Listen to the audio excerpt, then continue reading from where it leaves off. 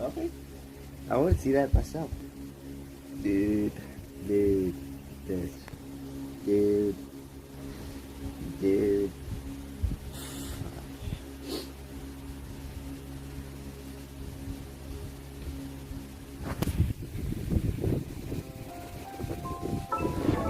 I did open for a bit. Oh shit. What the fuck happened here?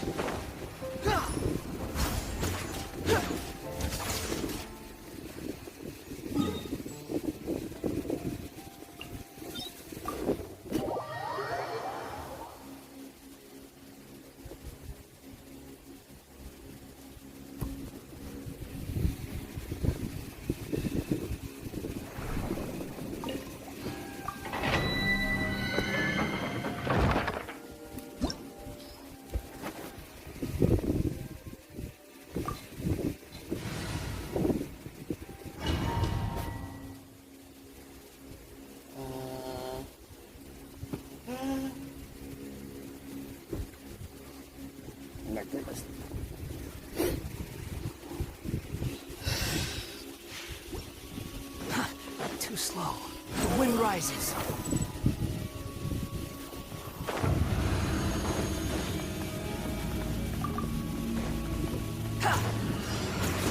Unsightly insects.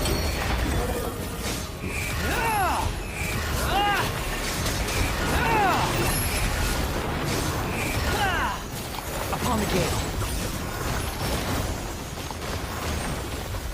What the fuck, man? Oh god, it hurt. Dude, Jesus Christ, man. Steady as stone. Time to clean up. There's a lot of damage here. Disappear.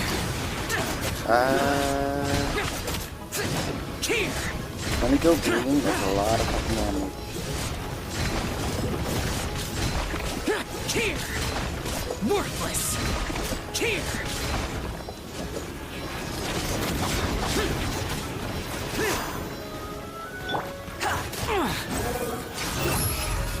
Jesus Christ, he's not dead yet? No, he's still in space.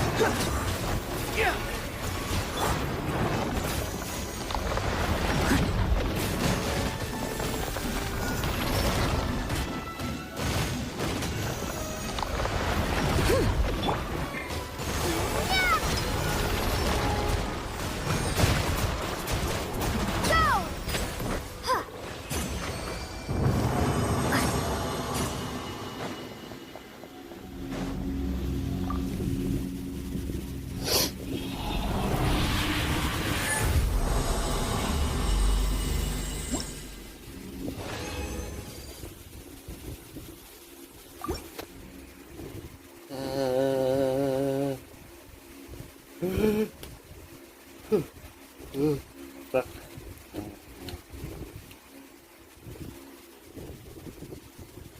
It's my green leaves, but not green leaves a lot. Fucking green leaves.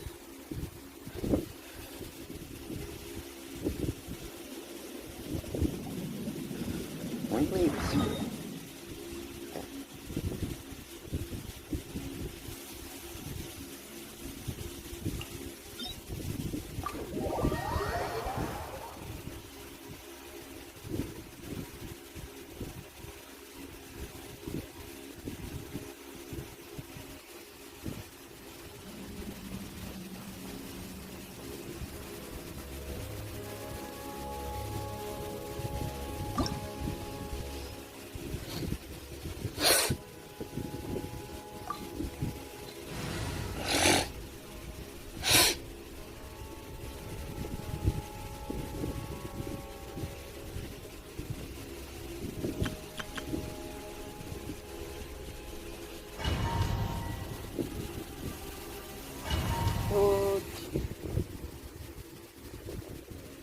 Oh, I can't blame you there. Quality sucks too. Yeah, that's what I thought. I have the best internet connection. This bullshit.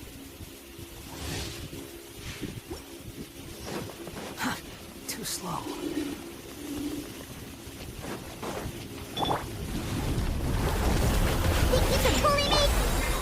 Shadows of fate. Yahoo!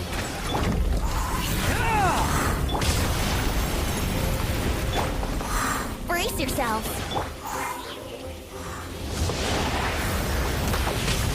Shit, man. Go, go! Let me slide. Decided by destiny. Wretched vermin! Behold!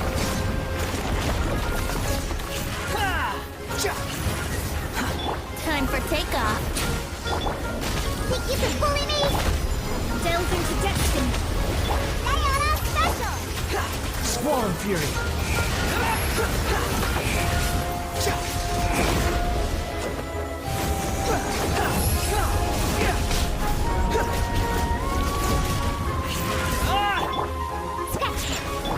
Shadows of fate. Behold!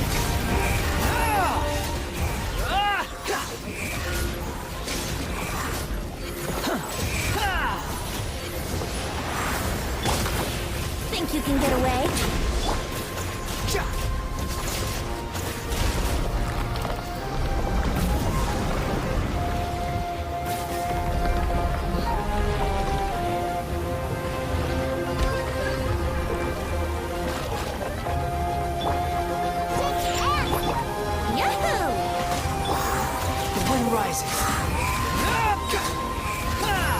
Bow your head!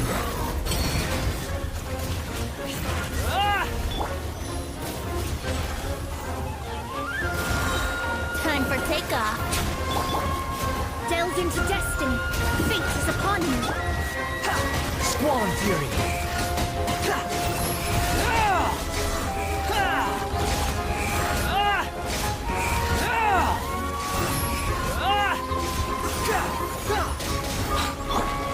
Think you can get away? Wouldn't gliding be that? Think you can bully me? Can't handle it. Behold! Decided by destiny. Cry louder! Sketch.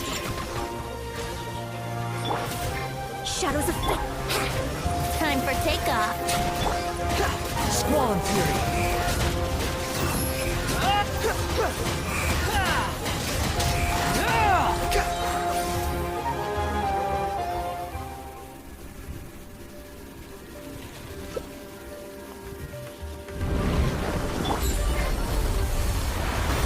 Think you can bully me? Look at you! Delve into destiny. Written in the star. Wretched vermin! The wind rises.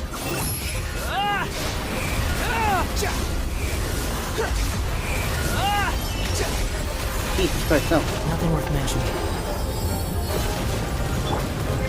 Oh my god, okay. Think you can get away? Let's play!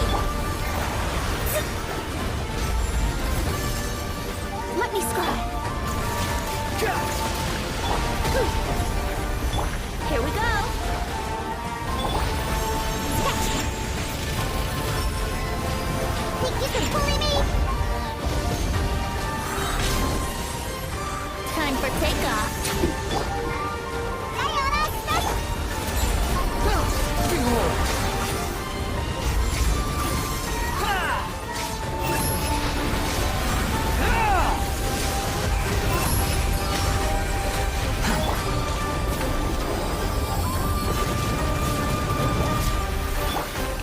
Shadows of fate. Yahoo!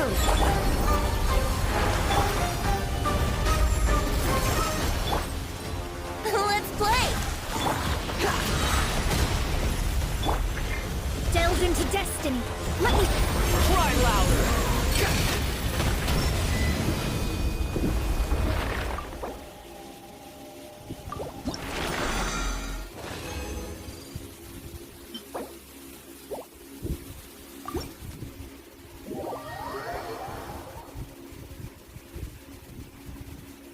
Oh no. 18 income sucks. I know, right? It's all about water shit. And water shit. Yeah, that's it.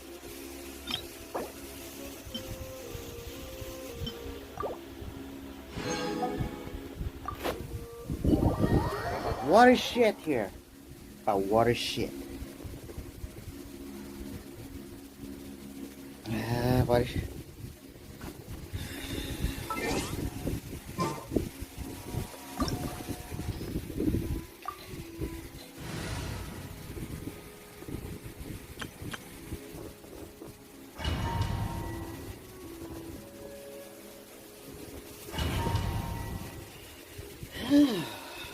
I only have 50.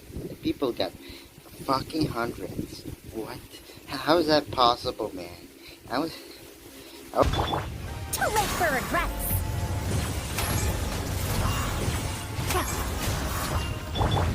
Fisher!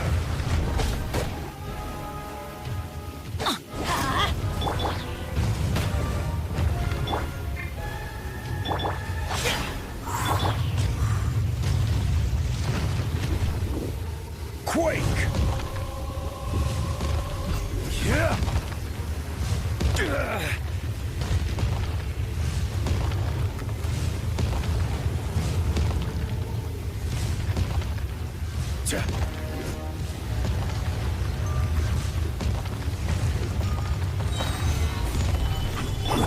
Gears of the storm. I'm going in. Evil conquering! Worthless! Worthless! Oh my god, bro. There is no atonement for 1,000 years of pain! Gather! Dare to mess with me? Today, you witness your reckoning!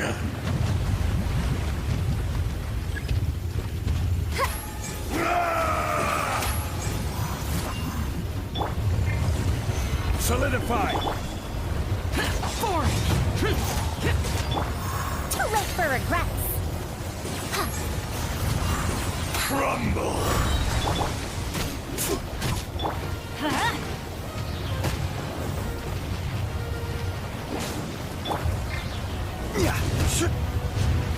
Stabilize! Have fun with this gift. Everybody stand back. Foreign.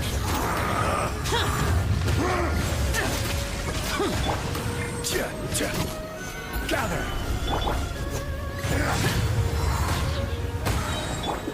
Let's light it up.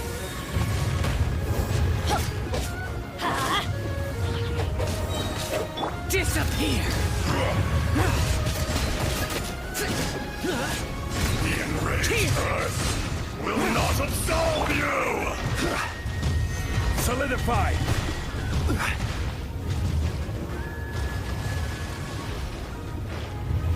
You stand upon your tomb, though you know it not!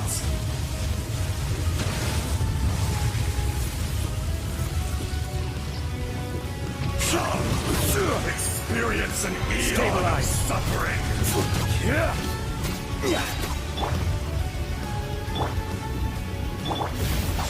Useless! Order guide you! Gather! We'll see about that.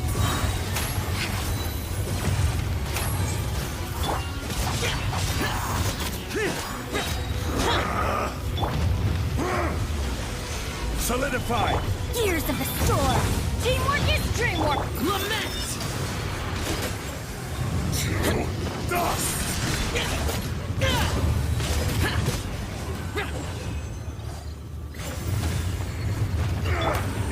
More axe!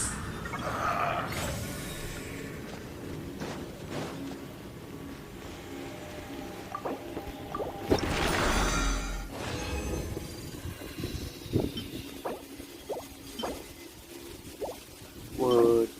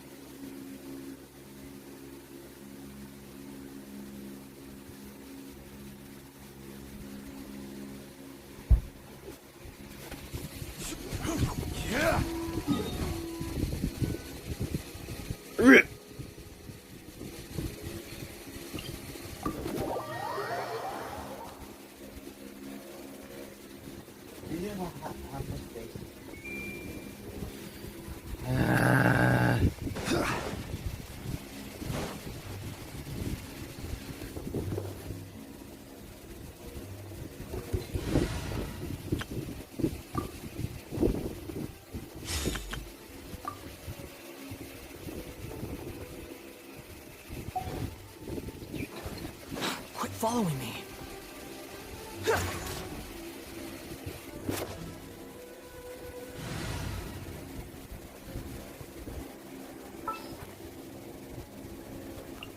There's still a long road ahead.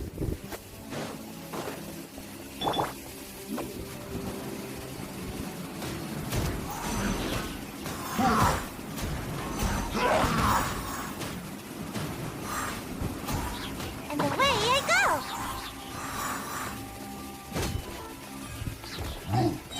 Ninjutsu!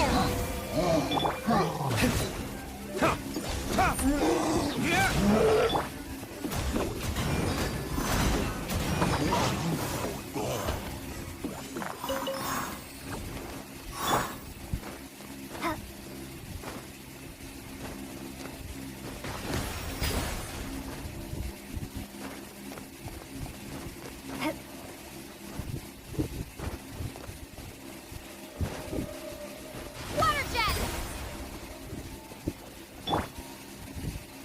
Water jet.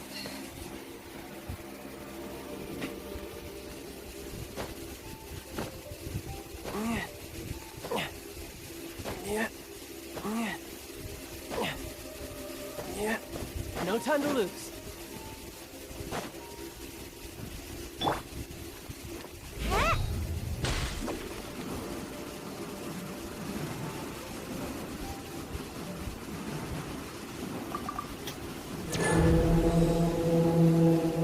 Can't catch me!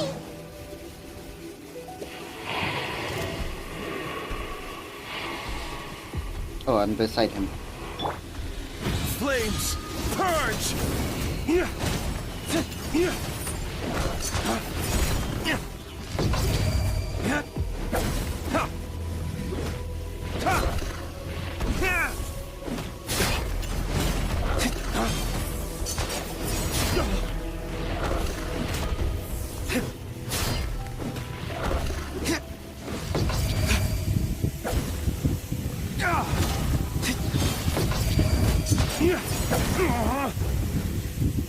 You can run, but you can't hide.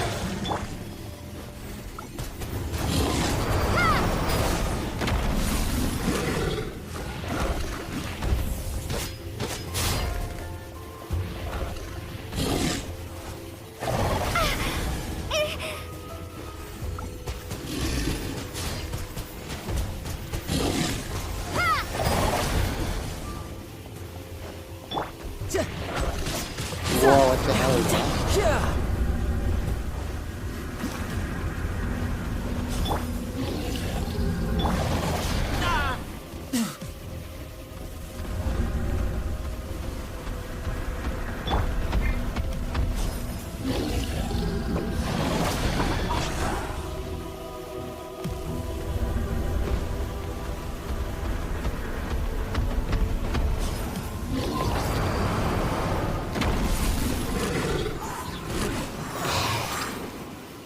Shit. I'm out of here!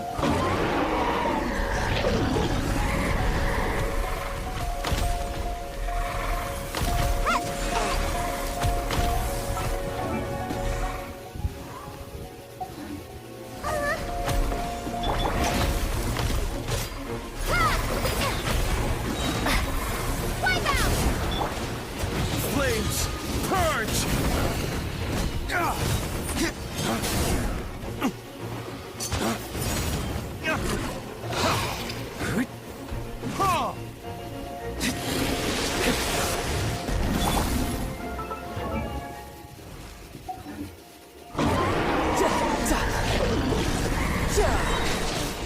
Shouldn't let your guard down.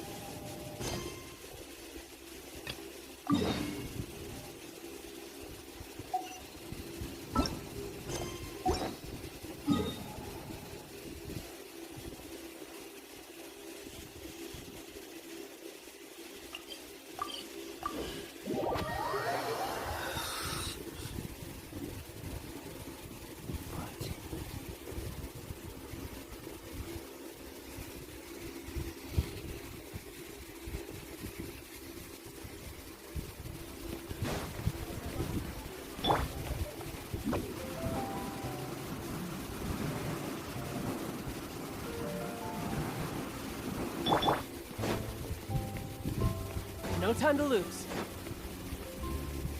Hey,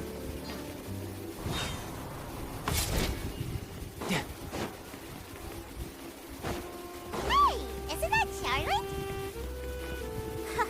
We're always running into her. What's she doing this time? Oh, looks like street interviews. Paimon has a funny feeling that we might be in for an interesting time if we go check it out. Shall we?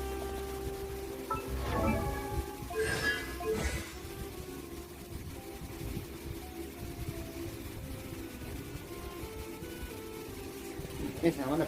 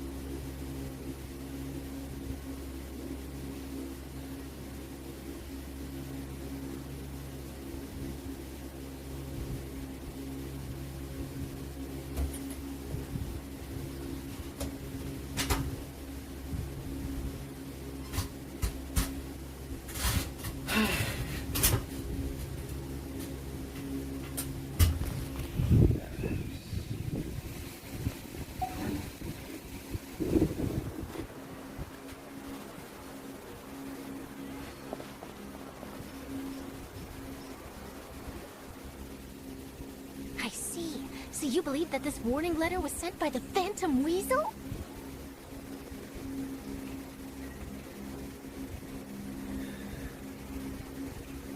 Absolutely. I've said it before and I'll say it again. The Phantom Weasel never acts as you expect. He must have faked his own death 10 years ago using a body double. Now that he's back, I'm sure the guards who worked on his case back in the day are in for a headache, but however this turns out in the end, the one thing it won't be is boring. Couldn't agree more. As a journalist, I'm gonna get a lot of mileage out of this one. Thank you, sir, for your time. Now, whom should I interview next? Huh? Hey! What a coincidence! Fancy meeting you here. Perfect timing. So, the Phantom Weasel's latest warning letter. What are your thoughts? Warning letter? Yeah, this is the first time we're hearing of this one. Can you clue us in? Huh? Oh, sorry. Yes, this case is from a decade ago. I guess you wouldn't know about it. Well, not to worry. You're in good hands because I'm a professional. The story goes like this. 10 or so years ago, a phantom thief became active in the court of Fontaine. Known only as the Weasel. Nobody knew his true identity, and the authorities never managed to catch him. Wow, cool! He sounds like one of those mysterious night burglars that you read about in novels. Precisely. Well, except the part where they actually have a good reputation. Our Weasel targeted whatever people held dear, and no one was safe from his predations. He would just as soon steal a necklace from a rich merchant's safe as he would a toy doll given to a commoner child for their birthday. What? Oh, I listened to this before. It's child's ancestor from the, I don't know, the same here. I know. The phantom thieves you read about in novels rob the rich to pay the poor, but this guy did not discriminate. Unsurprisingly, this didn't work wonders for his public reputation. Every man and his dog wanted to see him behind bars. Yeesh. So, in a botched high-altitude escape performance. When the police went through his personal effects, they found a hoard of stolen loot and gadgets used for criminal activities. And that was how the Phantom Weasel's identity was revealed to all. Sure enough, thefts in Fontaine went down after Caesar's death. But today, 10 years on, the notorious thief has once again issued one of his warning letters and pasted it on the gate of the Opera Epiclese for all to see. I had to squeeze through the crowd this morning to get a photo as soon as I heard. Here, it's this one. So, this is the warning letter, huh? Let's see what he wrote. 3 days from now, when evening falls, I shall take from you that which you hold most dear at the Opera House. Just as you did to me 10 years ago. This is, without a doubt, a clear declaration of criminal intent. After years of laying low, the Phantom Weasel is... Really? Oh, let him try. In fact, I'm just gonna eat all her snacks right now. Let's see what he can do about that. Okay, the people have spoken. It's clear that the public are very concerned about the Phantom Weasel's reappearance. The Phantom Weasel. Let's see, I've got a photo of the letter, my interview notes. Yep, that should be enough to form the skeleton of my article. It does feel like something is missing, though. Something exclusive. Who should I interview next? I need someone with a more concrete connection to the weasel. Is that who I think it is?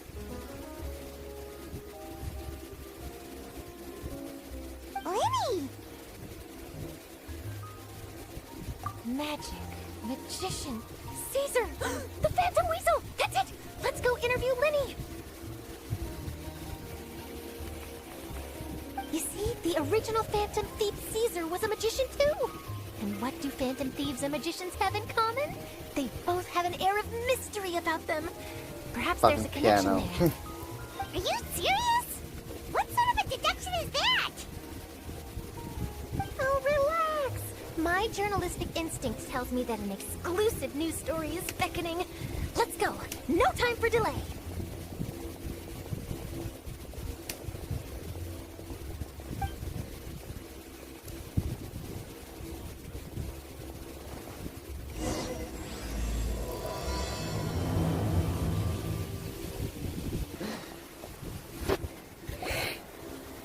Wow, Mr. Magician! How did you know which card I picked? Oh, it's simple. Come closer, and I'll let you in on my secret. Magicians have a special skill called telepathy, which means we can read other people's minds. Really? Then, what am I thinking now? Well, first you need to relax, because I can see that you're clenching your fist in your mind, as if to say, no, I mustn't let him guess it. Aww. And now you're getting a little flustered. You're trying to find a way to empty your mind, to think of nothing at all. But the more you try to hide a secret, the easier it'll come out. You snuck out from home today, didn't you? You told your family a little lie so you could come out and play. Now, that's not a good habit. You can tell? Oh boy, you really can read my mind. Of course. Oh, and that's the end of my performance. You should really be heading home. Remember to apologize to your family, all right? They must be worried about you. All right, got it. Bye, Mr. Magician.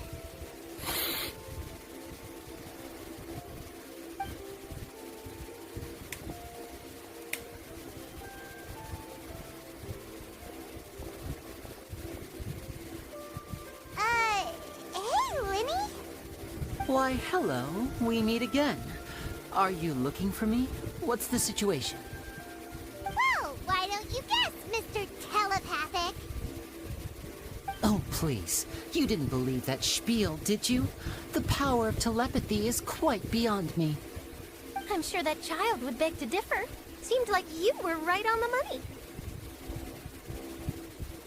That was nothing more than a little trickery. I made an educated guess based on his micro-expressions. That, plus the fact that he was the I only knew it. kid here without his parents, and he looked as guilty as sin. He made it easy for me. You guys, on the other hand... Let me guess. Don't tell me you're here for the Phantom Weasel, are you? Wow, cut it in one! Is this more of your trickery, Albert? Wait, really? No trickery this time. It was pure luck. His warning letter's been the talk of the town, so I figured that maybe you were asking around about that. Bingo! I plan on writing a column reporting on the latest news about the Phantom Weasel.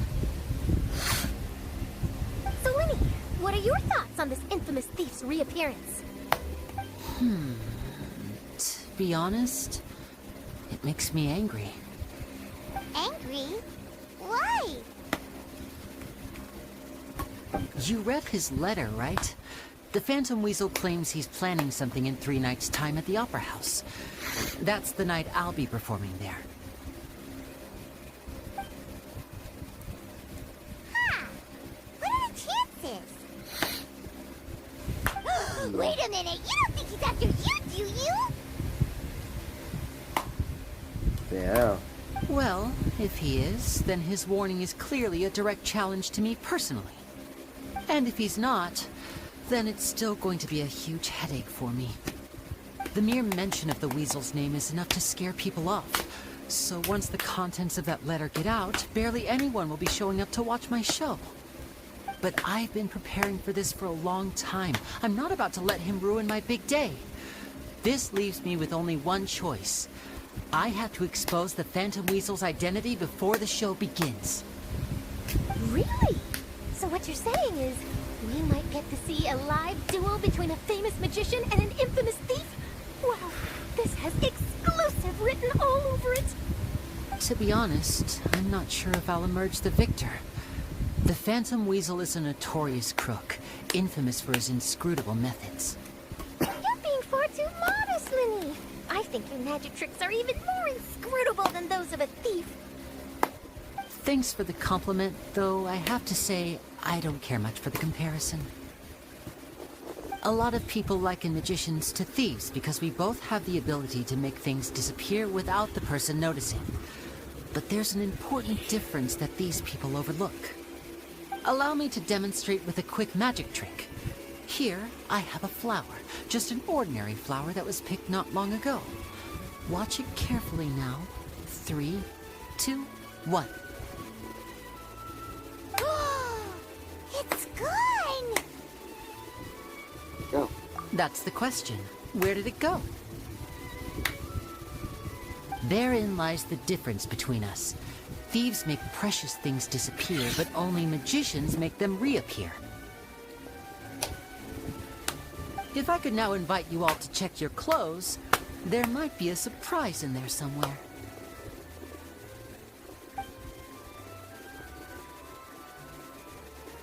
A surprise? Let me see!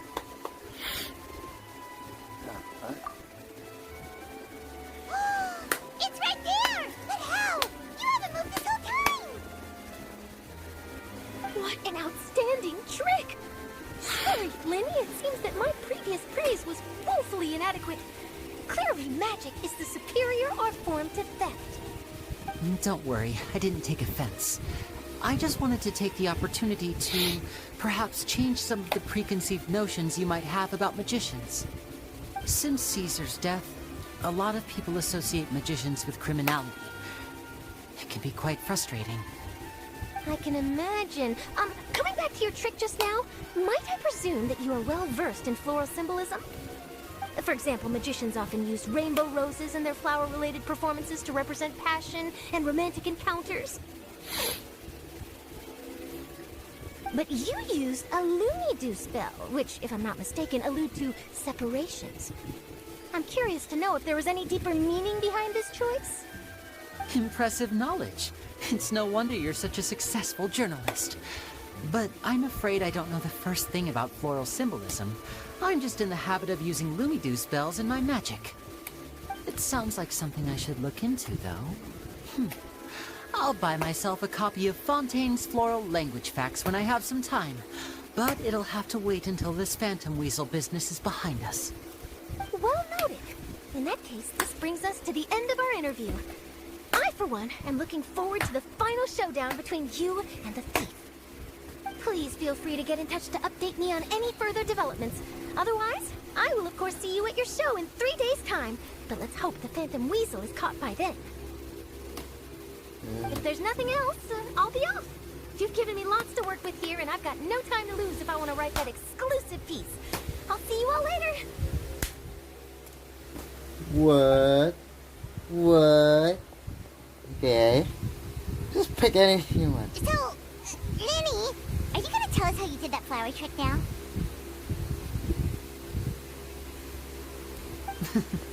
I'm afraid that's my little secret. Aww. Well, magicians are entitled to their secrets. But Paimon's really itching to know how it's done. You feel it too, right? So itchy. Not so itchy then, huh? Well, since you're so concerned, how would you like to serve as my temporary magician's assistants and help me investigate?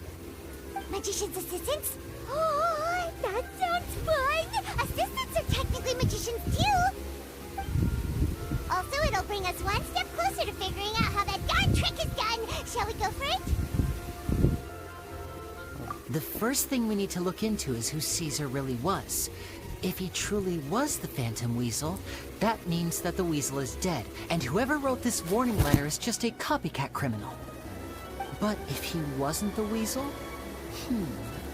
Well, that'll make things more interesting. It would mean that the Weasel lives, and he's been laying low all this time in some corner of Fontaine. And if we're investigating Caesar, his fiancée Gemma is a good place to start. Word is that she visits the cemetery often, so I asked Lynette to wait for her Nah, I there. don't want to go today. We should make a move. I already go. Let's go and rendezvous I already with go Lynette. yesterday. No, to the grocery. No, I don't feel like today. I'll do it next time.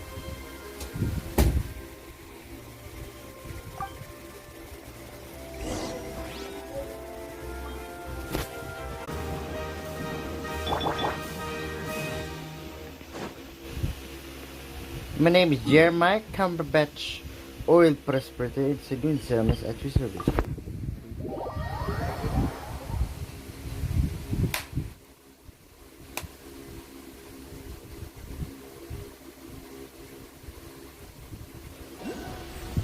Water jet!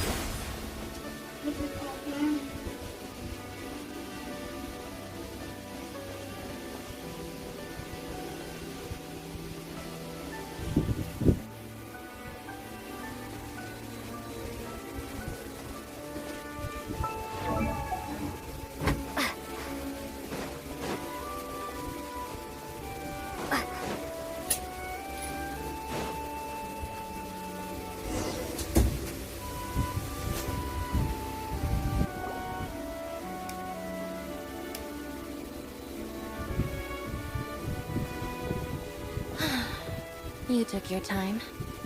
Sorry, I bumped into the Traveler and Charlotte en route, and we ended up chatting for a while. It's been a while, Lynette. We're working as Lenny's temporary assistants in the investigation of the Phantom Weasel. Thank you. It's good to have you helping. So, what's the situation? Have you seen Gemma? Nope.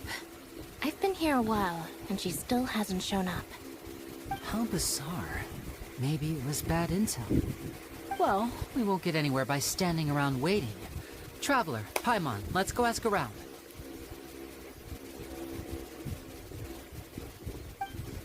Jeremiah Cumberbatch, oil prosperity in Saloon Service. Excuse me, good sir. Do you by any chance know a Gemma? Gemma? You mean Caesar's fiance? Sure I do. What's this about? I'm just trying to get a hold of her because I need her help with something. I heard she comes here a lot. Yeah, she does. Poor thing. It's no secret why either. She's heartsick. Ever since Caesar passed away, she's been coming here once every week to clean his grave. Often she just sits there in front of his headstone, lost in thought. Sometimes she talks to herself.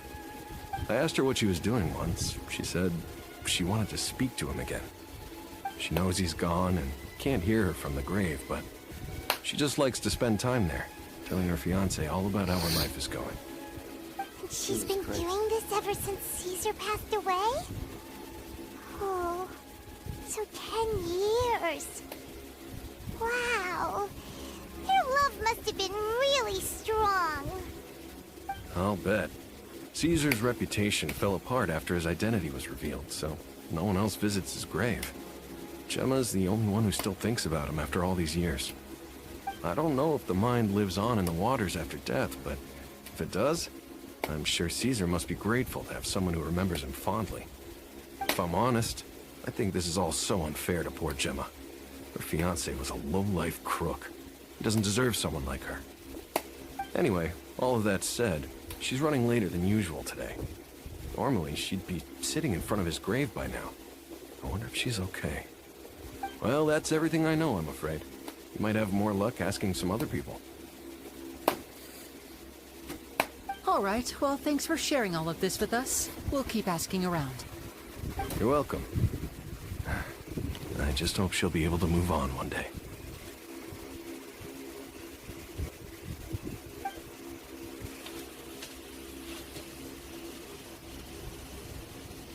What the fuck?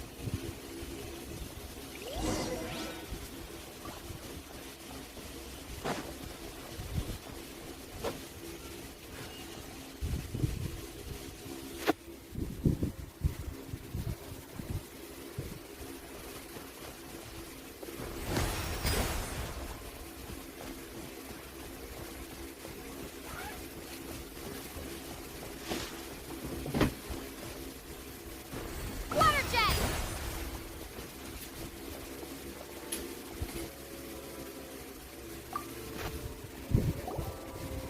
Did you hear the news?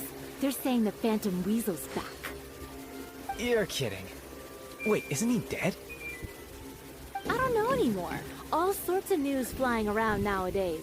I can never tell what's true and what isn't. But what if, just hypothetically, I mean, what if this weasel's the real deal and Caesar was framed? Called it. Seriously, 10 years ago, on the day it all went down, I said to myself, you know what? This guy's been set up. The Caesar I knew was a good guy. He gave balloons to children on the street, for Pete's sake. What, are we supposed to believe that he was a balloon thief or something? Give me a break. Oh, please. Weren't you the one cursing his name to high heaven when the police announced the news? You were all, "Oh, that gosh darn lousy son of a, you think you know a guy," or words to that effect. Wait, did I say that? What the hell? I don't seem to recall. Hello there. Sorry for disturbing you, but I couldn't help but notice you were discussing the Phantom Weasel. We're actually quite interested in this topic as well, but we're struggling to get to the bottom of it.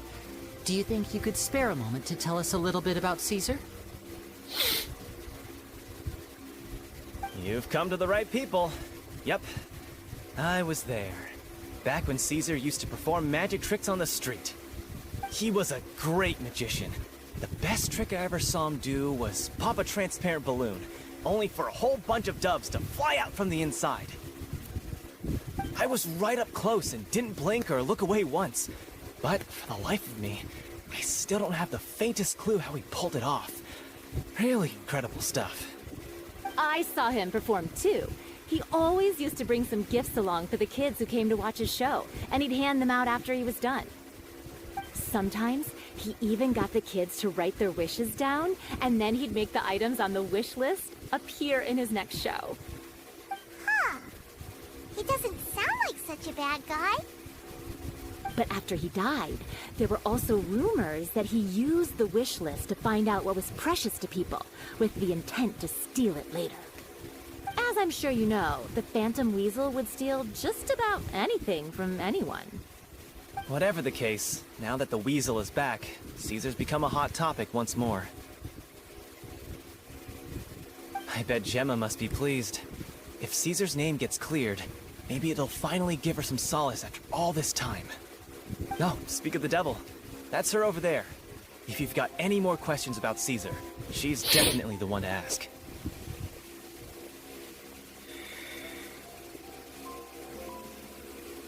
So that's Gemma. Is it just Paimon, or does it look like something's wrong? Hey! It looks like she's injured! Come on, let's see if she's okay!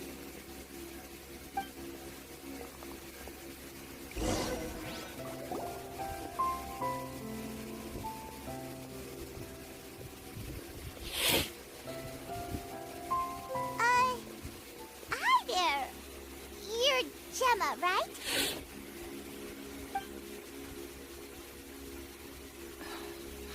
Who's asking? Don't be afraid. We mean no harm.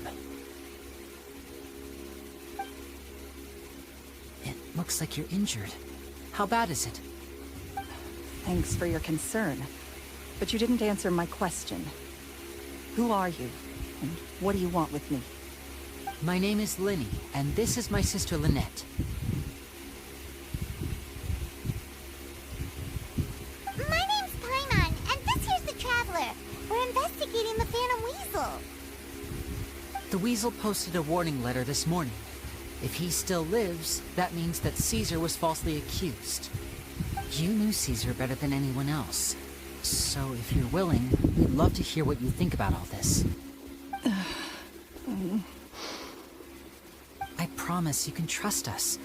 We won't hurt you. In fact, we'll do all we can to keep you safe. I never believed that he was the Weasel. Huh. I suspected as much. Okay, so going back 10 years, do you remember anything strange in the weeks leading up to the accident? Did Caesar have a falling out with anyone, for instance? No, not that I know of. Got it. All right, sorry for disturbing you. If you don't have any more questions, please leave. I want to be alone with him.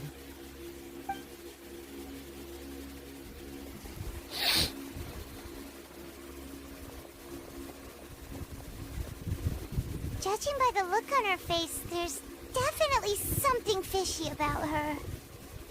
She's lying. She definitely knows something. That's fair. We're just a bunch of strangers who showed up and started questioning her about things that happened a whole decade ago. It makes sense that she'd be wary around us. In any case, I doubt we'll get any further here, so let's call it a day. Meet me outside Hotel de Boer tomorrow, and then we'll start the next step of our plan.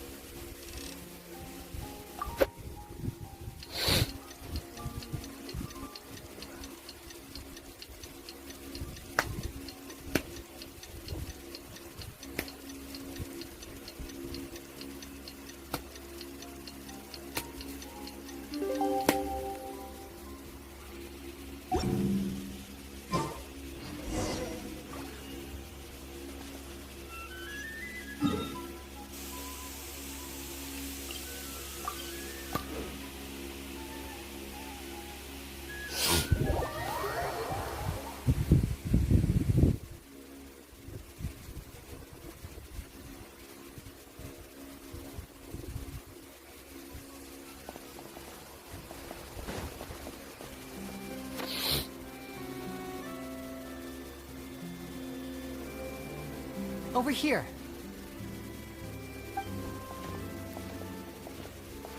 Lynette's not joining us today? I've had her follow Gemma and see if we can make any inroads with her. They should be at a cafe right now. Still, I don't think that Gemma's likely to open up to us. So, we need a contingency plan. Today, we'll be looking into a guy named Lorenzo, Caesar's former pupil and assistant. When Caesar passed away, all the stolen goods discovered in his home were confiscated and returned to their rightful owners. But Lorenzo was the only one privy to all his magic secrets, and he inherited his craft. Before long, Lorenzo was the next big magician in town, his fame surpassing even that of his master, and it made him very wealthy. He's since left the magic scene, though, and these days, he's a wealthy businessman with his fingers in a lot of different pies. I had to pull a lot of strings, but I managed to get him to agree to a couple of drinks with me. Be warned, though, I hear he's got a hair-triggered temper. We'd best be careful.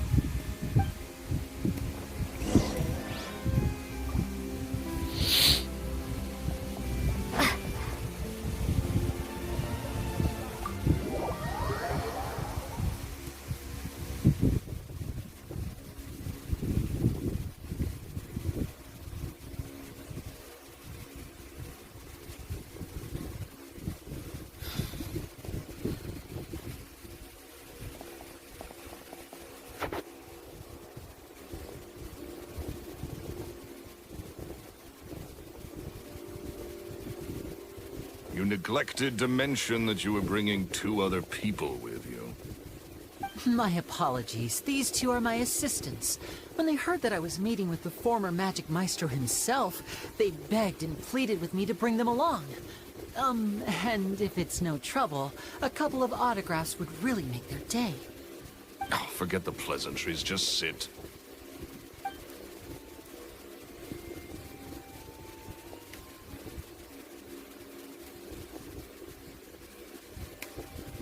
Get a load of this guy. Forget the pleasantries, he says, but he looks pretty happy about Lenny stroking his ego. I only agreed to meet since we're both magicians. Do me a favor and cut to the chase. I have more important things to do than drinking. Much obliged, sir. As it happens, the matter I want to address is also related to magic. Yesterday morning, a warning letter from the Phantom Weasel appeared on the entrance to the Opera House. He claims to be planning something for the same evening that I'm scheduled to do a magic show there. As such, I believe that I may well be his target. I have to get to the bottom of this to ensure that my show can go ahead as planned. Naturally, any investigation into the Weasel starts with a few questions about Caesar, who... What is there to investigate? Caesar was the Weasel and he's been dead for 10 years. So what if some sick creep thought it'd be funny to write a warning letter? It changes nothing. Are you trying to tell me you actually bought it? Please, sir, no need to get so worked up.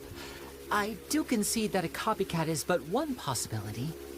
Possibility? It's a fact, Lenny. Look, my patience is limited, so listen carefully while I'm still willing to put up with you. The Weasel is dead. Period. Everyone knows that, so do yourself a favor and quit this investigation. It'll lead you nowhere. Look, if this affects your magic show in any way, I will personally compensate you for any losses. Oh, sir, I'm honored, really. But this isn't about finances for me. My pride as a magician is what's at stake here, Lorenzo. Copycat or not, this person has thrown me the gauntlet, and I must meet their challenge head on. Your pride? Don't mince words with me, boy. Just tell me, what exactly are you seeking to do? I want to find out the Phantom Weasel's true identity. I have to know for myself what really happened 10 years ago. What would that accomplish? And what do the events of 10 years ago have to do with you, anyway? Look, you of all people should know that a magician never reveals their secrets. And in any case, dead men don't talk. So if you really care about your magician's pride, then you'll forget about Caesar and move on. Uh-oh. This is getting awkward. Lorenzo? Is that? Oh, it is you! I know that big, booming voice anywhere. What's up, my man? You want to grab a drink with me? Another day, I'm busy. Oh, come on. You can't be all business all the time. You know what they say? Live fast, die young. You gotta learn how to kick back and relax once in a while. If I wanted your life advice, I'd ask for it. Now get out of my face and go be drunk somewhere else. Sorry, my good sir. I don't believe I've had the pleasure. Oh, hey! Edmondo. He and I are business pals. We worked together a bunch of times. This is your first time meeting him? Oh, he's always like this. Foul-mouthed and hard-nosed. Never heard a kind word out of this guy the whole time I've known him. Oh, yeah. And he wonders why he can't get a girlfriend, despite being, what, pushing 40, 30, something? Anyway, point is, a lot older than when he first got rejected by the girl he was into. And he's still into, from what I hear. Shut up and get out of my face. Another word out of you and you can forget about doing business with me ever again. Do I make myself clear? Sorry, I may have had a little too much to drink. All right, I'm gonna leave. Don't work too hard.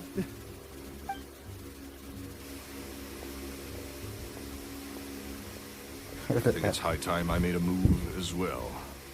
If you really want to investigate this, Lenny, be my guest. But if nothing good comes of it, don't say I didn't warn you.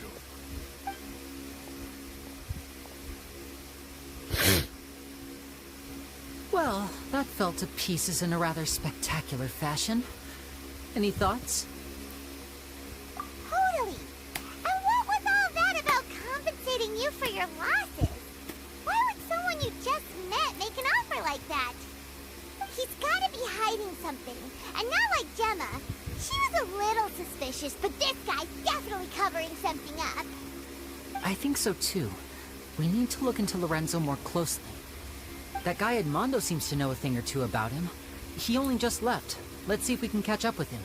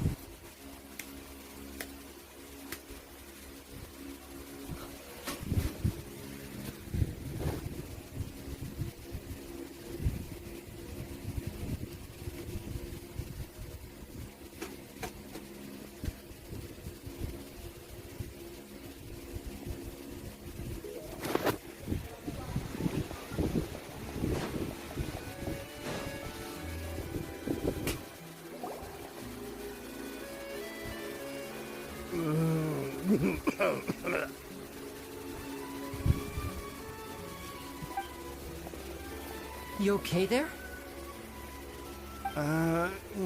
Who are you? Oh, it's you guys. Don't worry about me. I must have had one too many. I just need to ride it out. I said way too much back there, didn't I? Yeah, I nearly talked myself into complete financial ruin. Note to self, no more drunken chats when Lorenzo's around. So, he was serious about threatening to cut you off?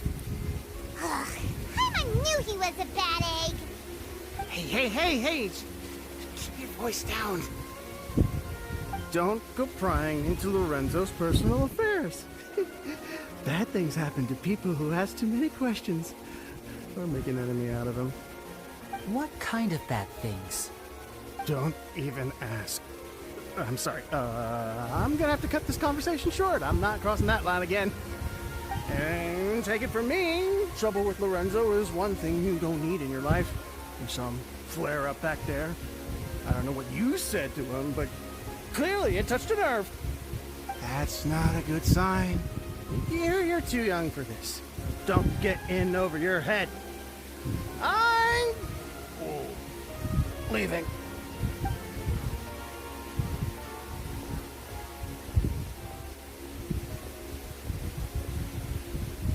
And there he goes. What do we do now, Lenny? Shh. I think we're being watched. Someone was listening in to our whole conversation. Don't say anything and don't look back. Any altercation in the city will attract the guards. We better take this elsewhere.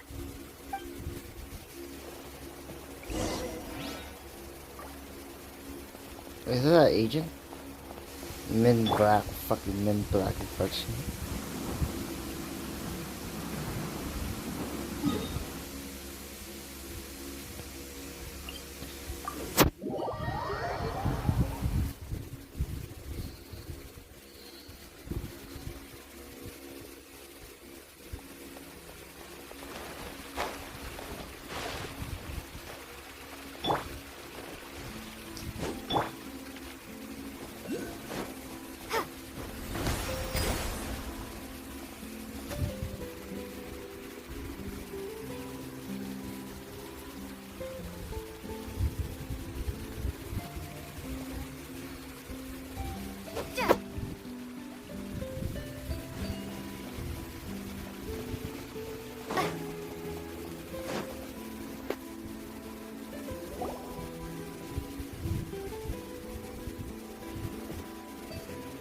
You followed us a long way.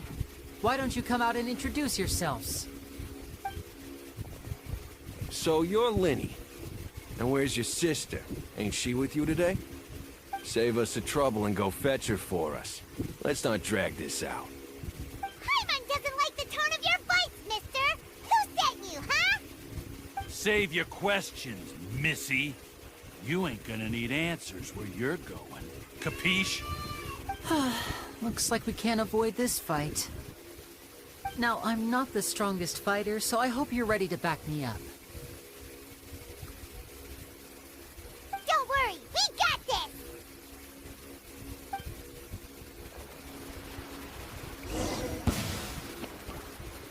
Now disappear!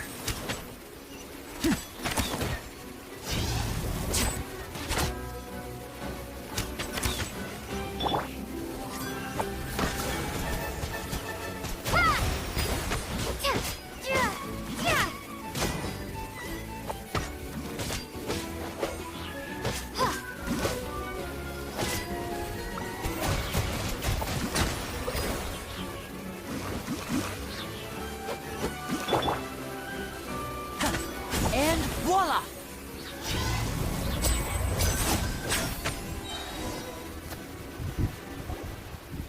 Curses. Tougher than we thought. Vision wielders are always trouble. Intimidation ain't gonna work like it did on the lady. Come on, let's scram! Hey, wise guys! We ain't through with you yet! Oh, they got away! Did you catch what they said just before they left? Something about intimidating someone else. Sounds like they just want... Well, if that's the case, she should be more willing to open up to us once she learns that those thugs won't be bothering her anymore. Let's head back to the cafe and see if we can get any information from her.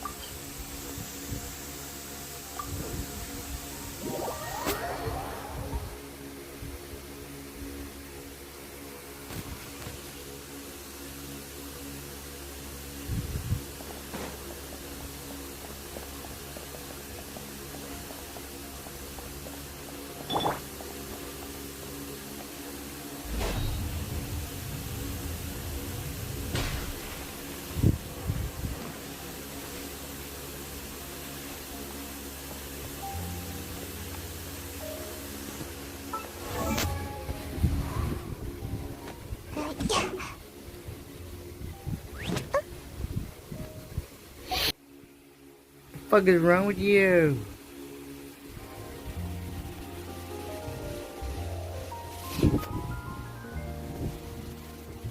I will choke my neck if you don't shut the fuck up. Nah.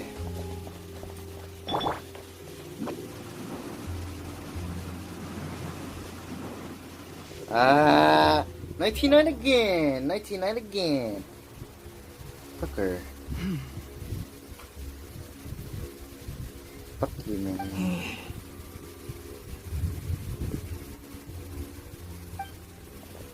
Gemma? You again. What is it this time? We just ran into the men who've been threatening you, and we gave them a taste of their own medicine. So, you can relax now. We're here to protect you. What? Why? I didn't tell you anything. Why would they come after you? Sounds like they're no strangers to you. That's putting it mildly. I know them all too well, and I hate them with every fiber of my being. It's been 10 long years, and still every time I try to look into Caesar's death, they show up and warn me not to do anything stupid. How do I know I can trust you? Do you really think you can get to the bottom of it all? And why are you doing this? I'm afraid I can't reveal all the details just yet, but I can promise you this. I will expose the Phantom Weasel's true identity. Because you see, this is a personal matter of the utmost importance. I give you my word. Trust me. Okay. How can I help you? I've heard that Caesar used to have a magic workshop where he kept a lot of his personal effects. If possible, I'd like to take a look at them. Do you know where it is? The Fleuve Sonde. But the place was sealed up by the police after his death, and no one's been there since. I also know that the Fleuve Sonde is dangerous territory. Lots of hostile groups lurking around. If you're serious about going there, please be careful. Understood. Lynette, you stay here and take care of Gemma. Don't let her come to harm. Got it. But if I'm staying here, I'm ordering dessert. I mean, bon appetit. But stay sharp, too. They're likely to come for you while I'm away. Okay. Alright. Power saving mode off. I'll start taking this more seriously now.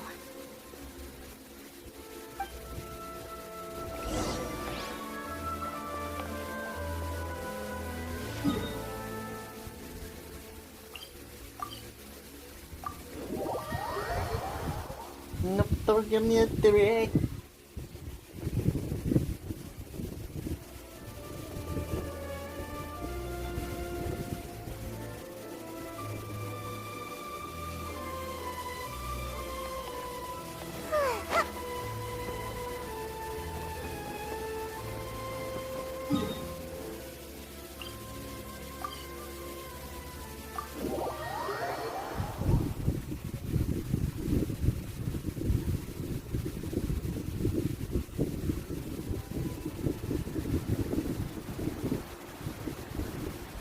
Well.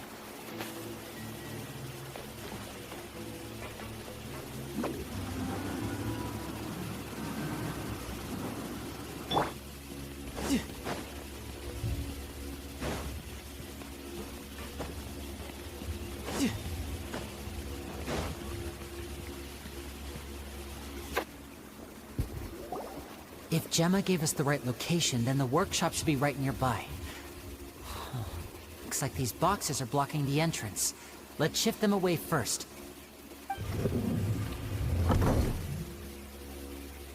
There we go. It should be just down here.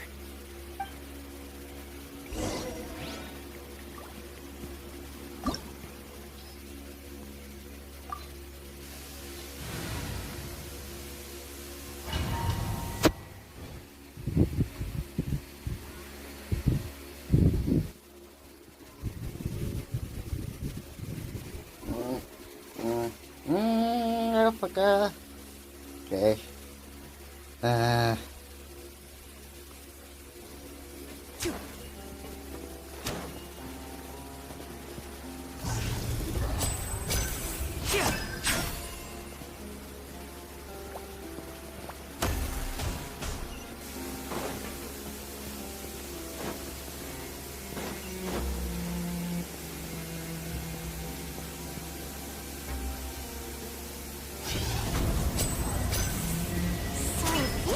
Caesar's workshop.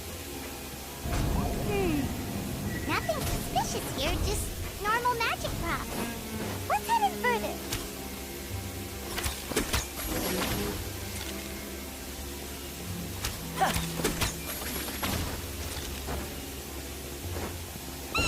What was that? Oh, is this one of Caesar's gadgets? Guess we must have triggered some sort of device.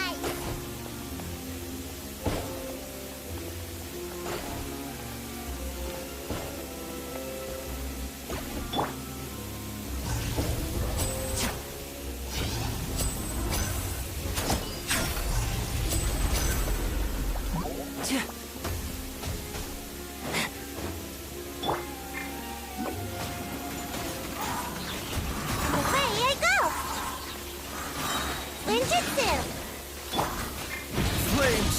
Purge!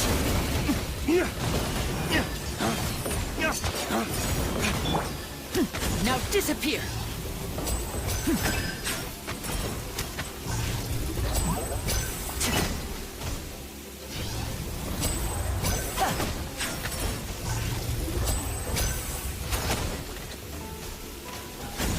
right up.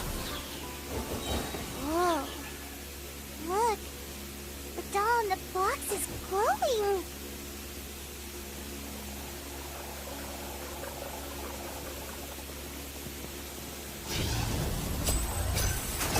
There's something written on the card on the doll. Let's take a closer look.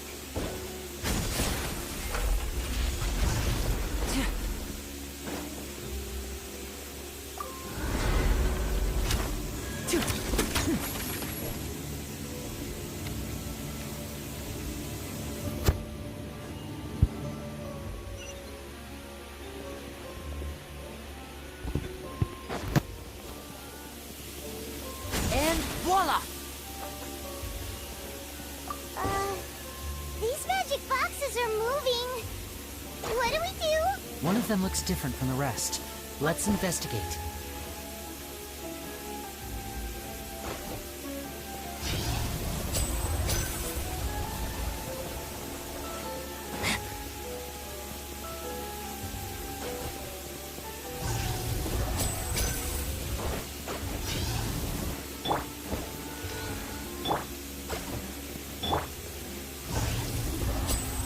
Got it.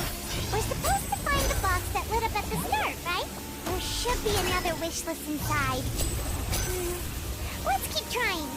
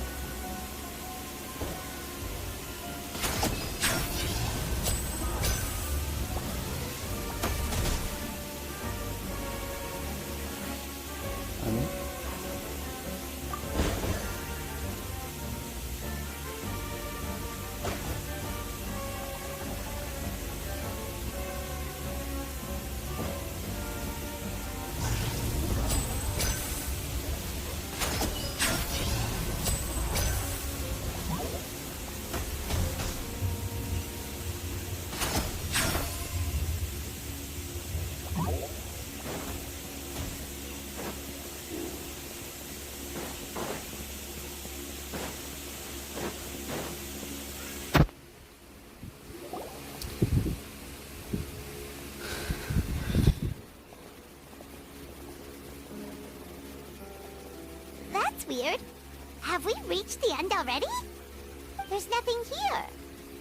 Maybe this was a wasted trip. This place seems a little too ordinary for a magician's workshop. There's a distinct lack of mystery. We've triggered quite a few devices on the way here. I'm starting to wonder whether Caesar built this whole place as one big, elaborate magic contraption. If so, then there must be more to this place than meets the eye. Maybe a hidden room somewhere. Aha! If I just move this book, then hopefully... And... presto! A secret passageway! How did you know? I'm a magician too, and apparently great minds really do think alike. Looks pretty big inside. Let's head in and take a look around.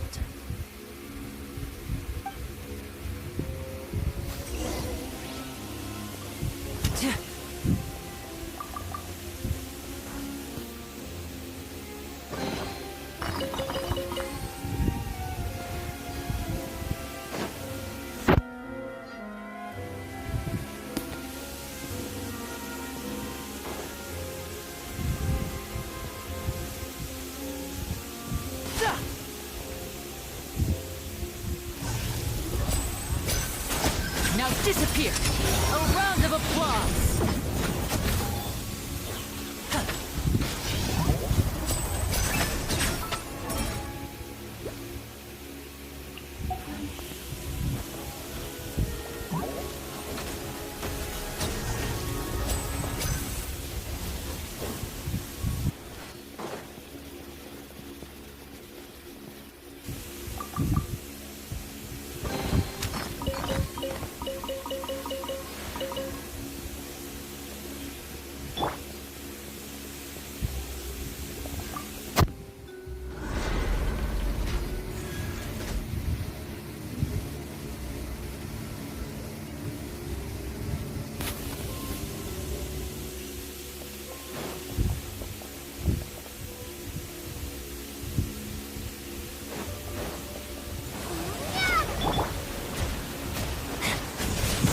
right up.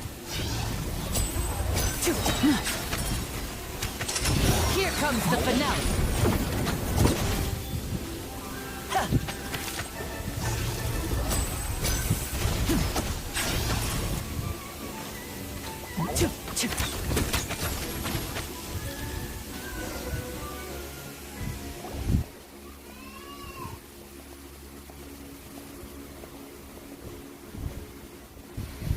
Why have you stopped, Winnie?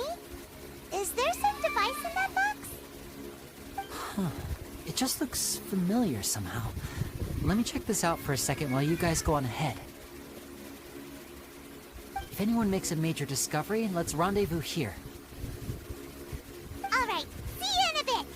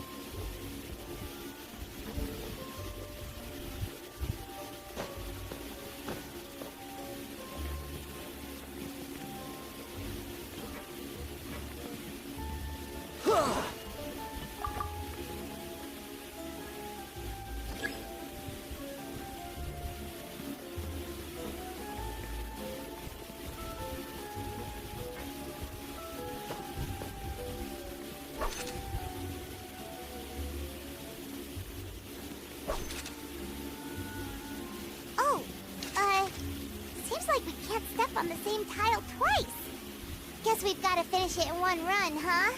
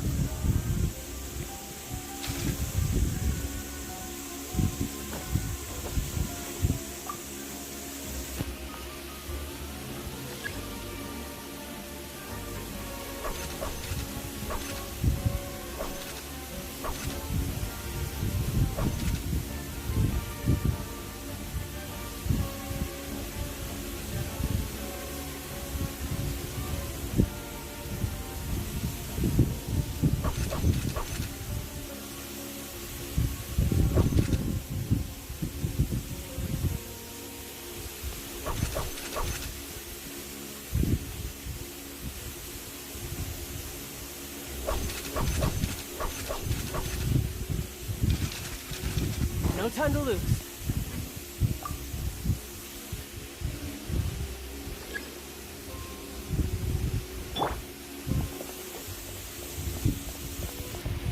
I'm not a smart ass. I know how to do this.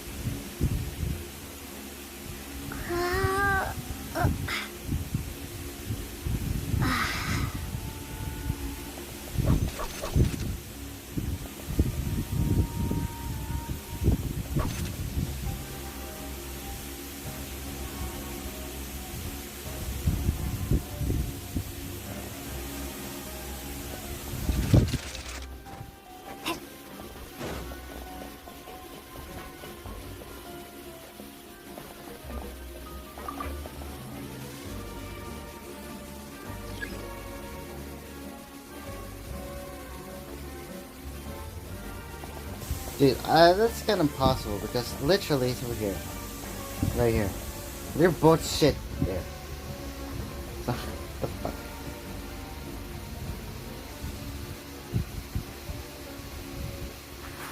Let me test this theory. Can I jump another tile?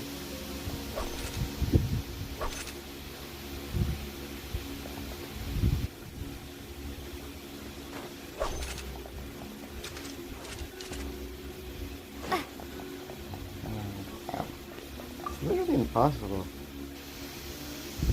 I'm a dumbass, right?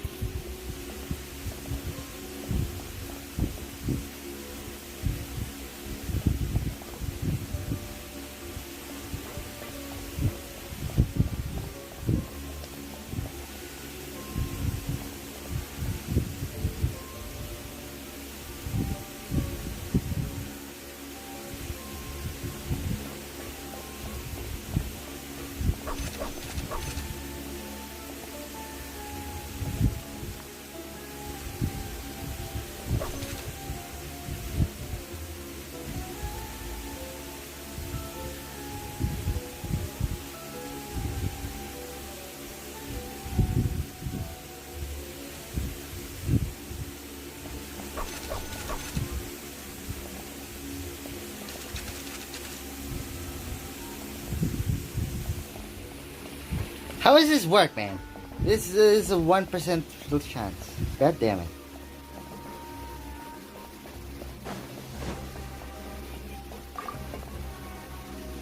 Dude, how do you do this shit, man? Like, I'm confused as fuck, man. Dude, this is confusing. How do you do the straight line? You can't do a straight line again when you're inside there. What the fuck?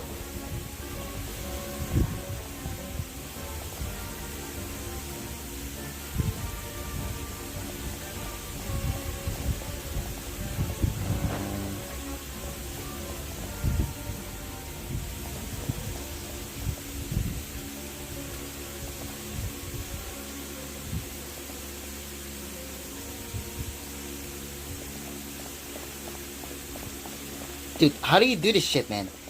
How do you do a puzzle? Dude, this is confusing as fuck, man. Dude, this is hard shit, man. Hell, this is confusing. This is confusing as fuck. This straight line there, no straight line there is confusing. I'm not smart. Fuck this.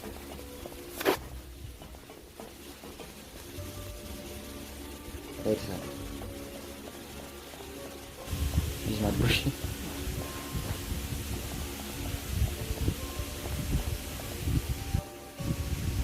Nope, it's impossible. Bullshit. How is this fair, man?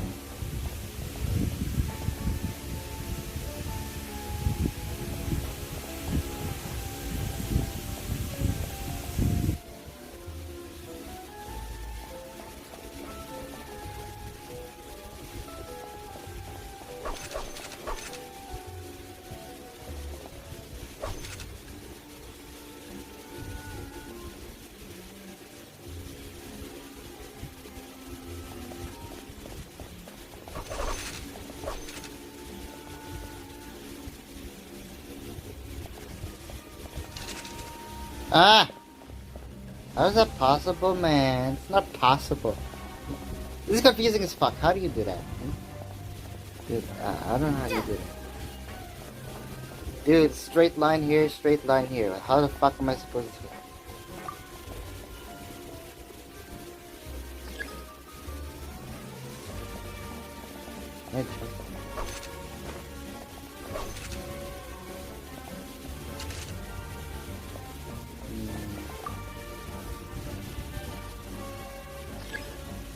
there's no other choice.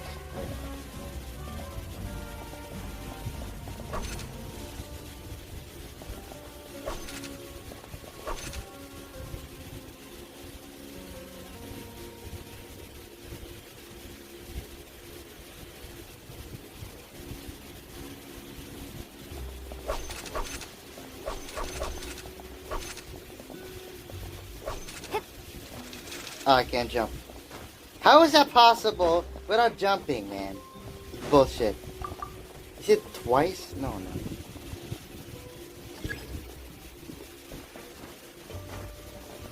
Dude, this is impossible as fuck, man. Maybe I'm doing the wrong way. hate this.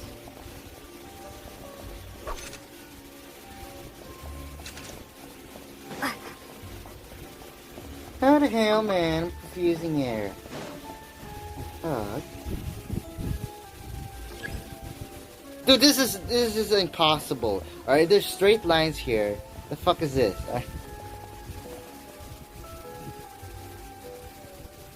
There is no way. This is impossible, alright? This is not possible. The fuck is this?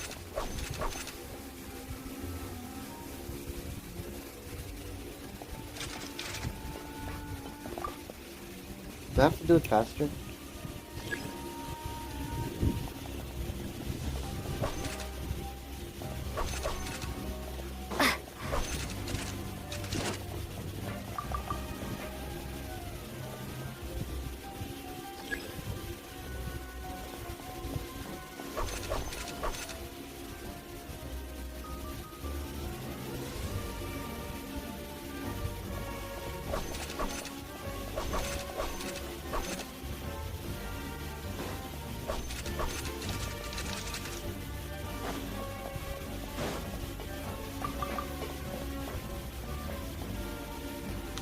Confusing as fuck, man. Okay, this is confusing as fuck, man. Alright. What am I supposed to do? Step outside?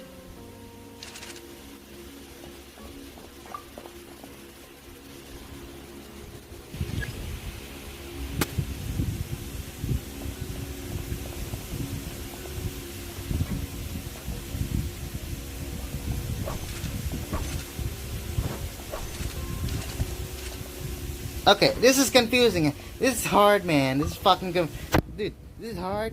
This is confusing. How is this going to be a straight line? It's impossible. This. Well, I don't have to do it all. Don't have to do it all. Fine, fine. I don't have to do it all. This is garbage as fuck. I don't like it. Not piss off, man. I hate this. This is confusing as fuck. I don't like it at all.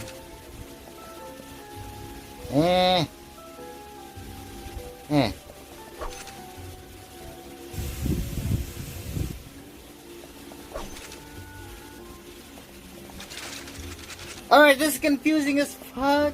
How do you straight line? How do you straight line? This is garbage. Dude, the fuck is this, man? This is confusing as fuck. Dude, this is confusing as fuck. How do you do a straight line?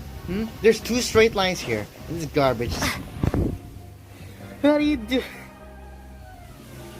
This is confusing as... Dude, how do you do that? It's impossible. This is impossible, right? I think with this... What is this? What is this? Dude, what the hell? What the hell, man? Look at this. You have the boat shit here, man. You have boat shit.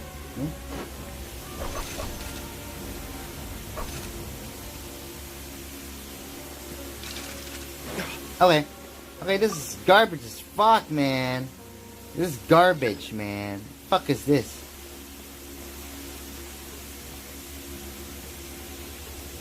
Can I do a thing?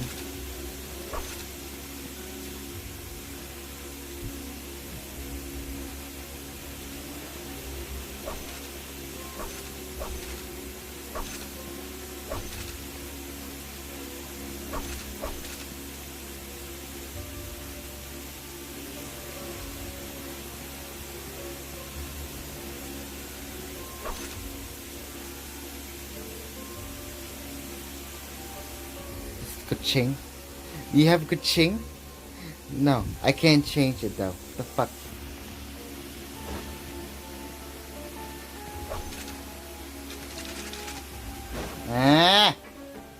Okay, this is garbage! Alright, let me test it real quick. You can do it sideways. But you cannot do it... You cannot do it, Okay, fuck it. Dude, what the hell? How am I supposed to go there without any fucks, alright? This is not fair, man. This is garbage. The hell is this?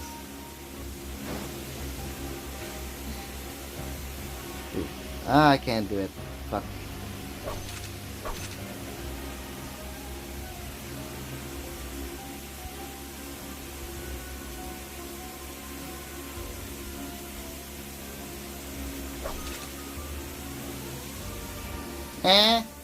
This is not fair, man. This is fucked. What am I supposed to... Dude, what? No, this is garbage. Okay, this is not okay, man. What the fuck, man? Wait, how am I supposed to do here? But I can't go there. What the fuck is this? Dude, this is garbage as fuck, man. Wait, can I jump? Can I jump? I can jump. Can I jump? Can I jump? I will choke my neck. Fuck this. I will choke my neck. Alright. You can jump! Bullshit!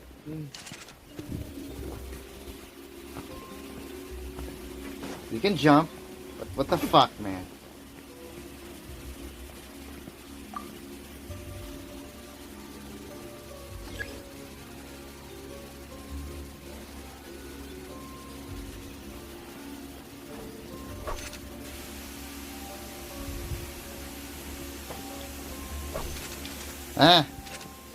Wait, this is a test hypothesis here.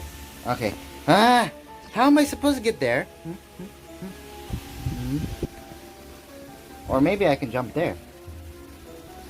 It might be a possible thing.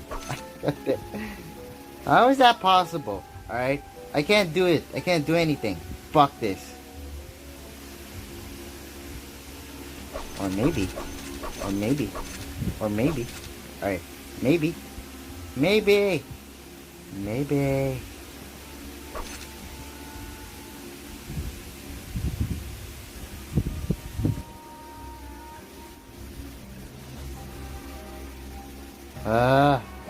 I'm an idiot!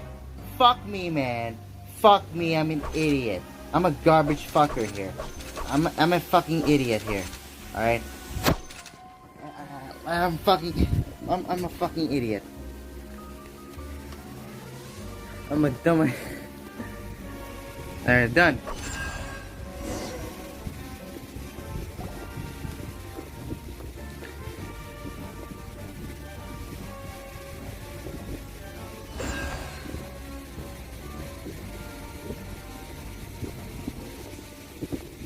There we go. The fuck you go.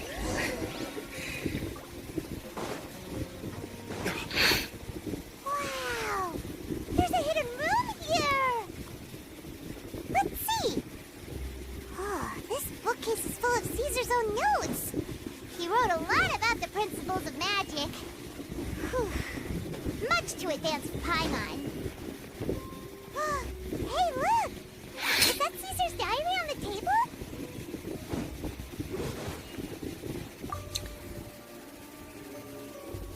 This book's thick as a brick! Let's take a peek inside it, shall we?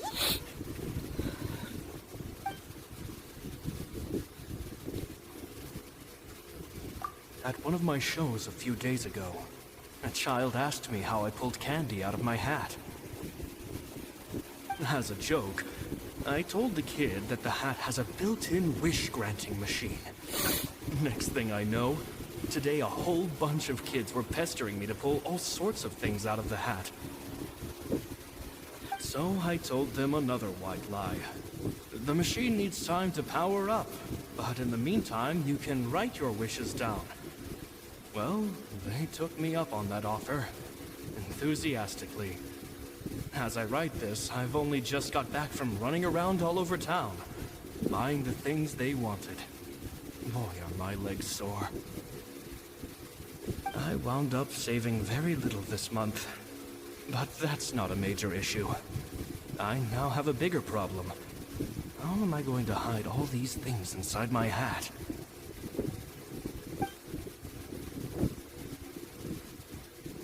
Two children came to talk to me after today's show. I don't know why they were out on their own. They looked much too young to be unsupervised. I do hope they got home safely. Anyway, they said that they wanted me to teach them how to do magic. It's not uncommon for children to ask this, of course, but I've never seen any of them as serious about it as these two. I told them that learning magic is very hard work, but that didn't faze them at all. It's like they already knew. They seemed so committed. I couldn't turn them down.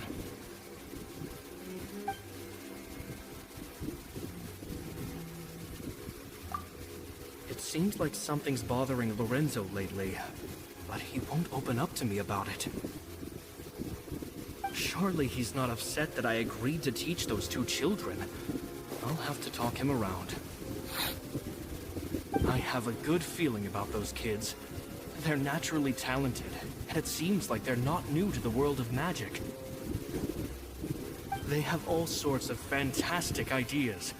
All I'm really doing is helping them develop a more professional standard training plan. They wanted to call me Master, but I told them they absolutely mustn't. Any magician worth their salt could have taught them what I have. They're the geniuses here. Compared to them, I don't deserve to be called any sort of master. With time, I have no doubt that they could become far greater magicians than I. My only concern is why they're so mature for their age. I fear they've had to grow up too fast. I don't dare to imagine what they must have been through. Gemma thinks so too. She doesn't like being around them.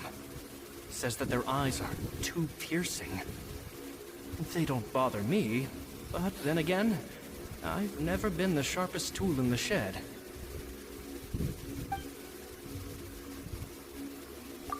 It's nearly time for me to go on tour.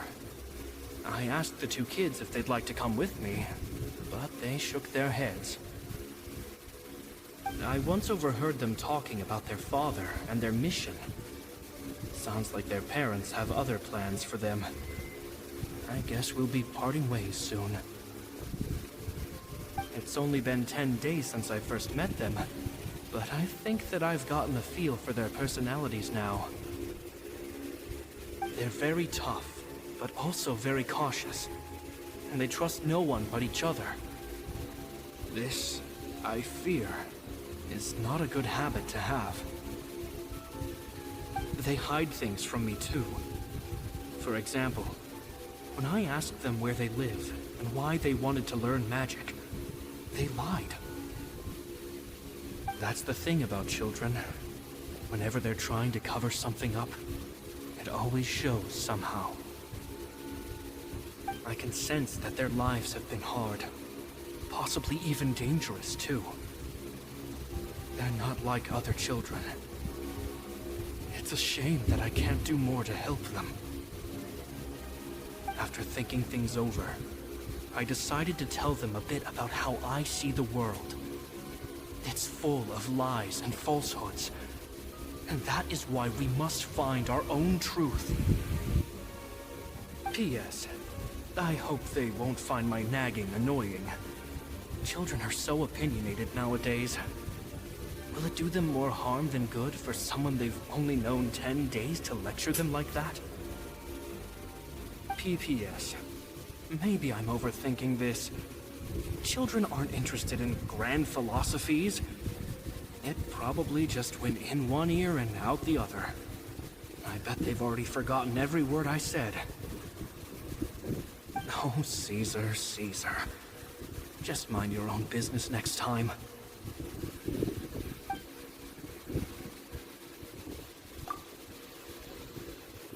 Two magic geniuses with a father and a mission, huh?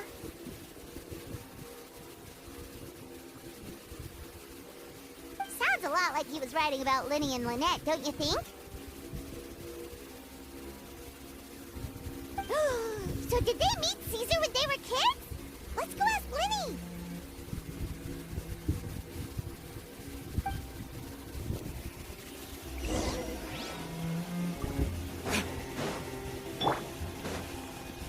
Tidal wave!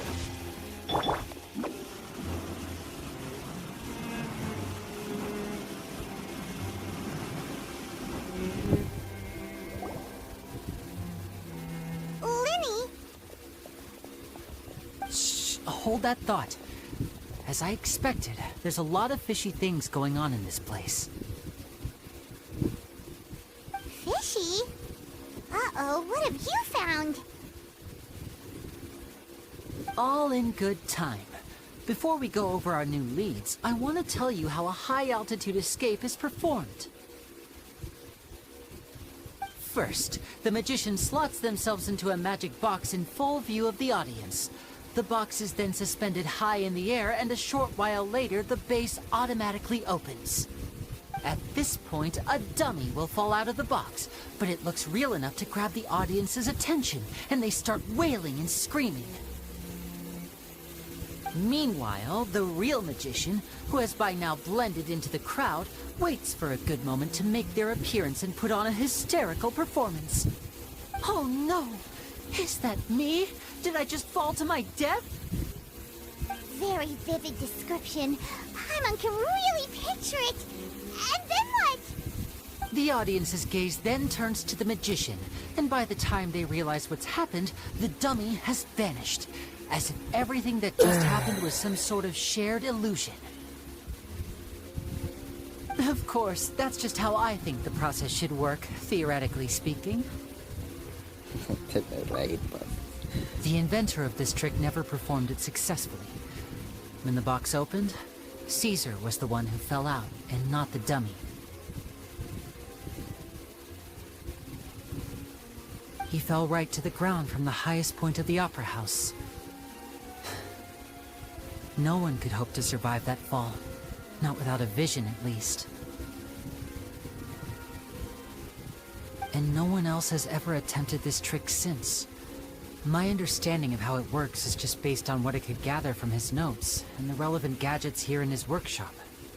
So Caesar's famous high-altitude escape has never been done, huh? Paimon was about to say how cool it would have been to see it in person, but if it's that dangerous, it's probably for the best that no one else tries to do it. Wait a second. So if a dummy's supposed to drop out of the box, then where does the real magician go? How does he get out? Glad you asked. That brings us to the secret of said box. This box right here is the one that Caesar constructed himself to use in the performance, and it's not as simple as it looks. Inside, there's a device that only the magician himself would know about. Once the magician's inside, and the box is lifted up into the air, the audience's view of the box is fixed at a certain angle. From where they're standing, they have a clear view of the front, sides, and bottom, but the back and the top are now no longer visible. At this point, the magician presses a button inside the box, opening a secret door out of view. He then escapes through this trap door onto the opera house roof, waits for the dummy to fall and distract the audience, and quietly returns to ground level. That's way simpler than Paimon imagined. Even Paimon could probably do it. Well, there's a little more to it than that, of course. The hardest part of this trick is controlling the audience's mood and reactions. That takes an exceptional degree of showmanship. There's the falling dummy, the miraculous reappearance, the pompous performing. Maybe the magician would even have themselves tied up before it begins to strengthen the impression that there's no escape. Many days and nights of careful research and painstaking practice would have gone into this, all culminating in a performance just a few minutes long, but one that still manages to transform the shock and grief of a tragic accident to the joy and laughter of a mesmerizing magic trick. Caesar was a highly accomplished magician. But unfortunately, even he didn't manage to pull it off. So, how did it go so wrong? You said you found some fishy stuff here. Have you figured out what really happened? I can make a pretty good guess. I looked into the case files. The magic box Caesar was using at the time of his death had the secret button I mentioned positioned on the right-hand side. And, sure enough, he always used his right hand as his dominant hand in public. Okay. Nothing suspicious there. But here's the strange thing. Most of the devices in this workshop have the mechanism on the left-hand side, including this box right here.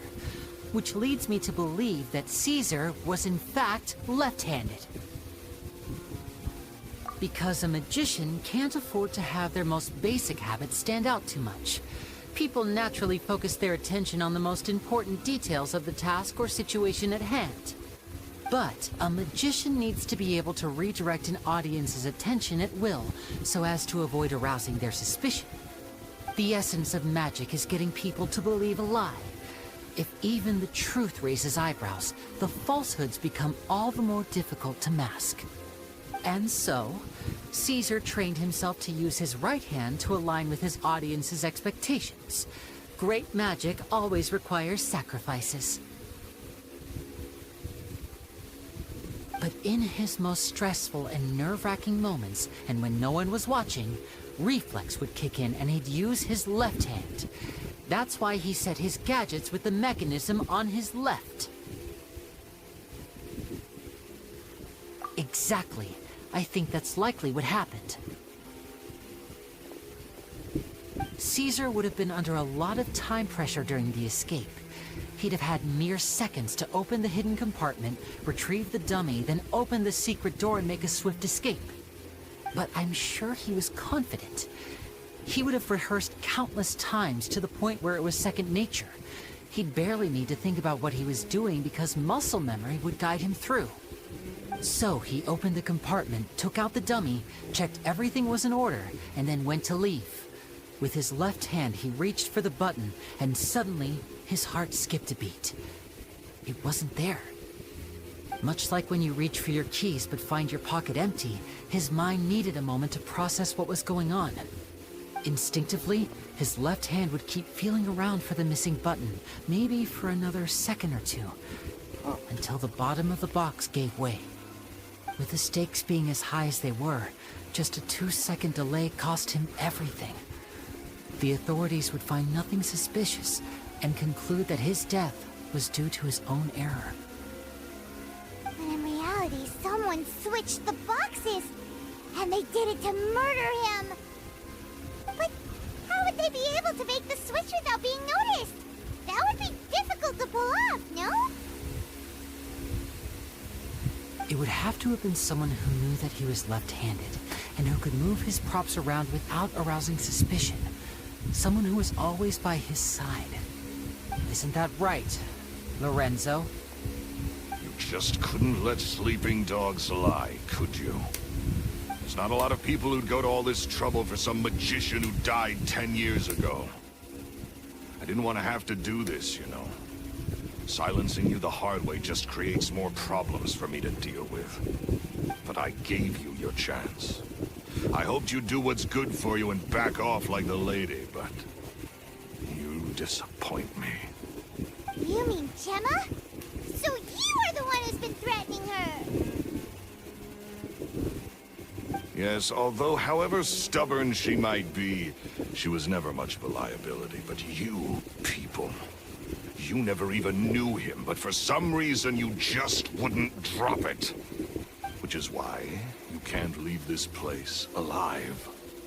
Take them out, and make it quick. Do your worst!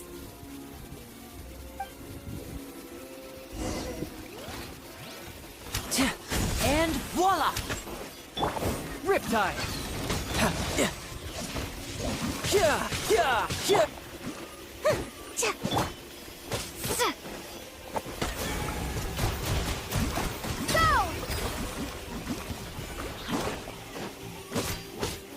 You can run, but you can't hide. Yeah. No time to lose.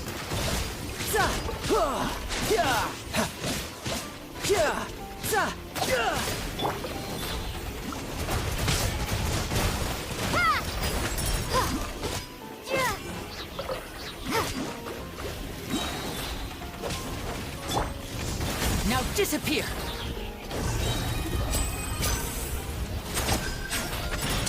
Let's get this show on the road!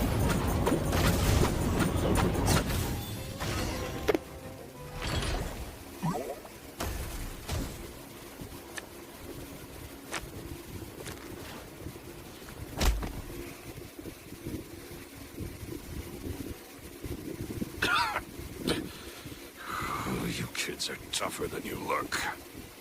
Had enough yet, Lorenzo? Your cronies can't help you now.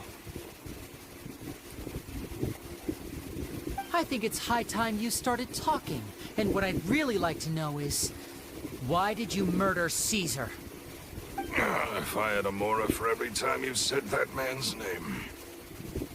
Of course you idolized Caesar, everyone else did. But I was the real genius magician. Me! He was just an amateur who did cheap tricks for gullible children. I was the one who made magic into the fine art it is today. The aristocrats doffed their hats to me! So it was jealousy. Jealousy. Hatred, more like.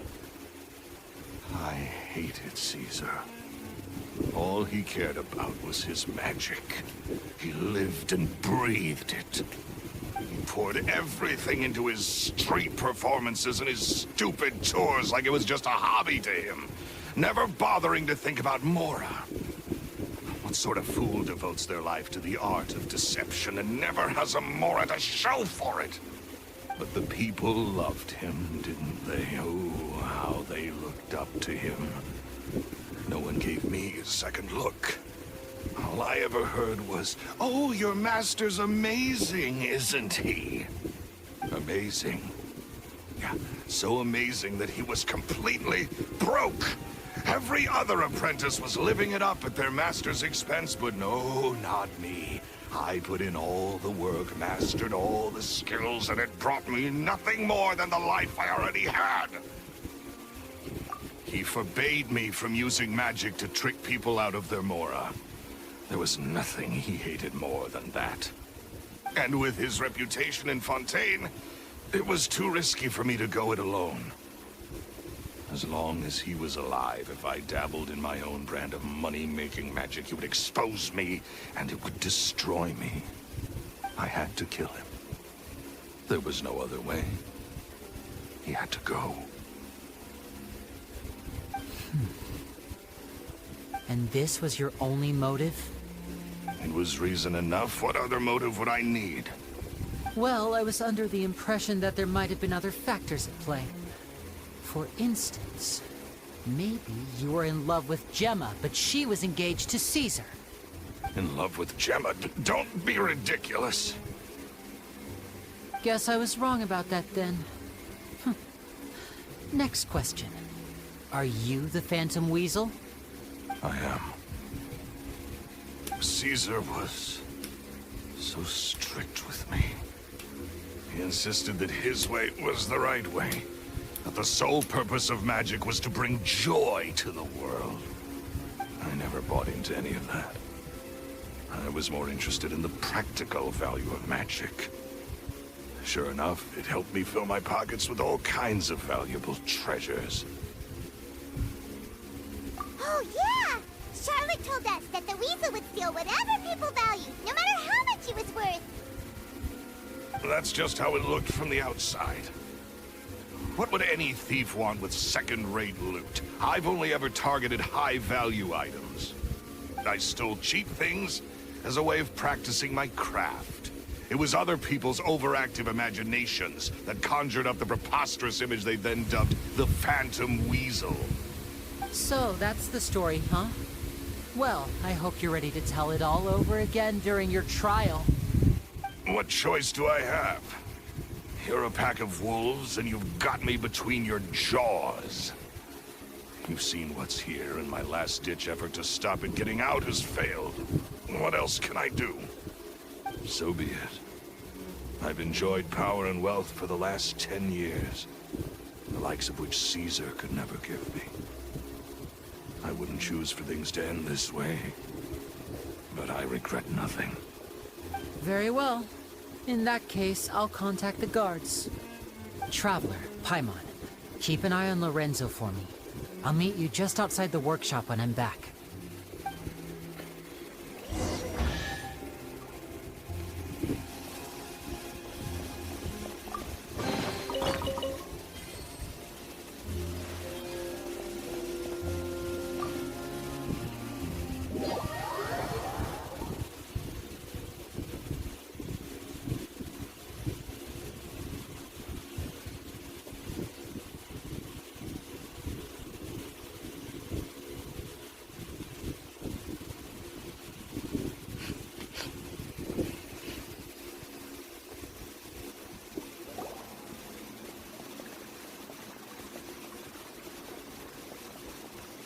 has told me the whole story. Lorenzo, do you confess to the murder of Caesar and to framing him for the Phantom Weasel's crimes? Look who's finally developed a conscience. What kind of disciple murders their own master? I hope it was worth it. Because there'll be hell to pay.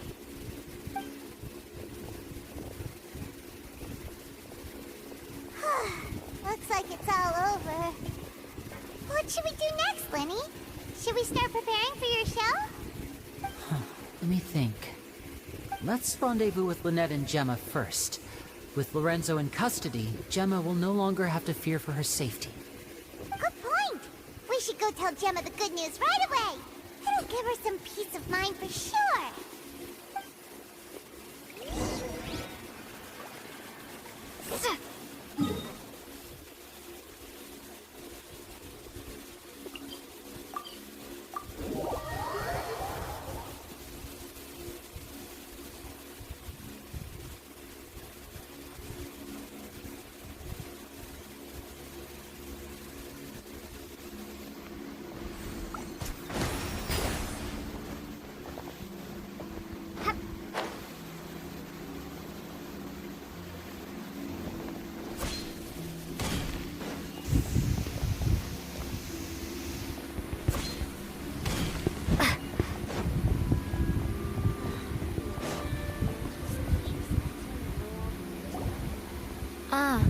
You're back. You were so quick. I've only just finished my third dessert. Your third? Lynette, come on, we've talked about this. Everything in moderation. You're not gonna have any room left for dinner now. That's fine. I'll shift to exercise mode and jog off the excess sugar. That's besides the point. Well, it's done now. But try to eat a more balanced diet in the future. Point taken. Did everything go okay? Of course! Lorenzo was no match for us. The guards are taking him into custody as we speak. Gosh, that's amazing. I'm sorry. I still didn't know if I could trust you, but now it seems I can. I had my suspicions about Lorenzo, but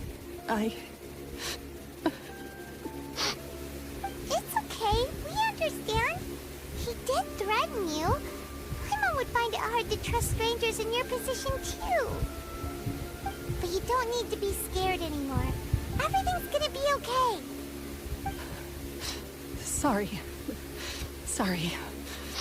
My emotions are all over the place right now. I've been waiting for this day to come for so long. I always wanted to report Lorenzo. He took all of Caesar's property, which I found suspicious. But I had people watching me all the time, so I couldn't risk looking into it. I was so afraid. I was scared he'd do something terrible to me, and then no one would be left to visit Caesar's grave. So I never had the courage to speak out. Thank you all. Truly. Thank you so much.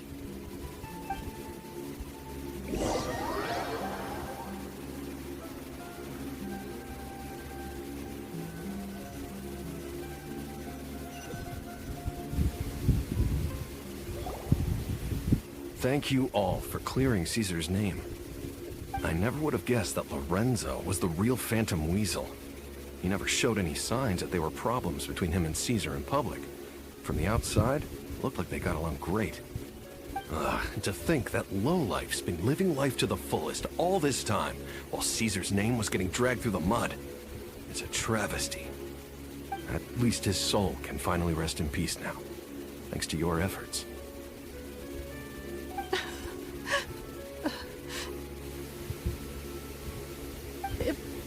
If only I'd realized before it was too late. Don't blame yourself, Gemma. This isn't your fault. Yeah, you still have the rest of your life to live. Caesar wouldn't want to see you spending it feeling guilty. Cheer up, Gemma. My brother's doing a magic show at the Opera House tomorrow evening. Would you like to come along? It might raise your spirits. This show will be a special one. We're holding it in Caesar's honor. In Caesar's honor? Really? Oh, thank you. I'll be there. Great. We'll see you tomorrow evening. Traveler, Paimon, don't be late. Don't worry, we'll be there. No way are we gonna miss out on a free magic show. Wait, Paimon feels like we're forgetting something. Oh yeah, Caesar's diary! We never found out if the two kids Caesar taught magic to were Linny and Lynette or not. Linny changed the topic back in the workshop, so we didn't get a chance to bring it up. Oh well. Guess we'll just have to ask Linny tomorrow evening.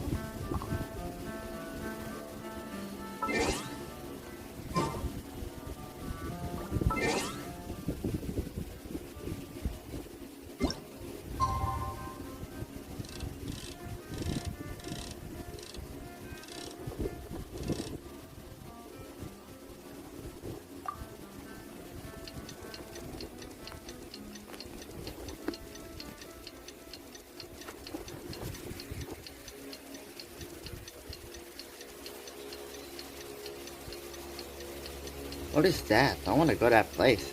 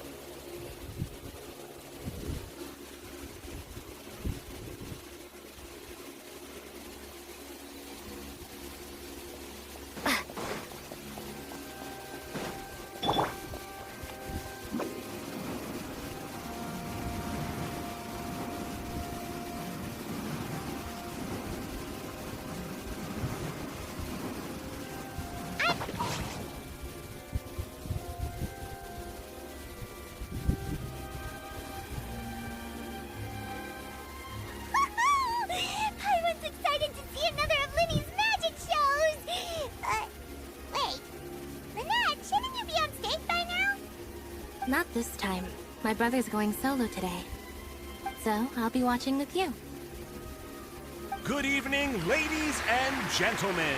I hope everybody's ready because the show is about to begin. The great magician Linny has prepared a spectacular show for us all tonight, concluding with an all-new grand finale that no audience has ever seen before. Thank you all so much for coming. Now, prepare to join me on a journey through the mystical and miraculous.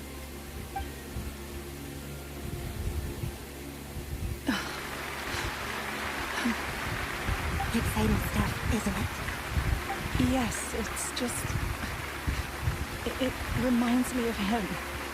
No wonder. Caesar was a famous magician too. So, how did you two first meet, Gemma? Well, I was out on the street once, and I saw him performing for little children. Children love magic, because they're willing to believe in things that can't be rationally explained. Caesar had this amazing way of bringing them into a dreamlike world. And somehow, I felt drawn to him too. He's broke so more. I went up and asked him to do a trick for me. Aw, that sounds so romantic.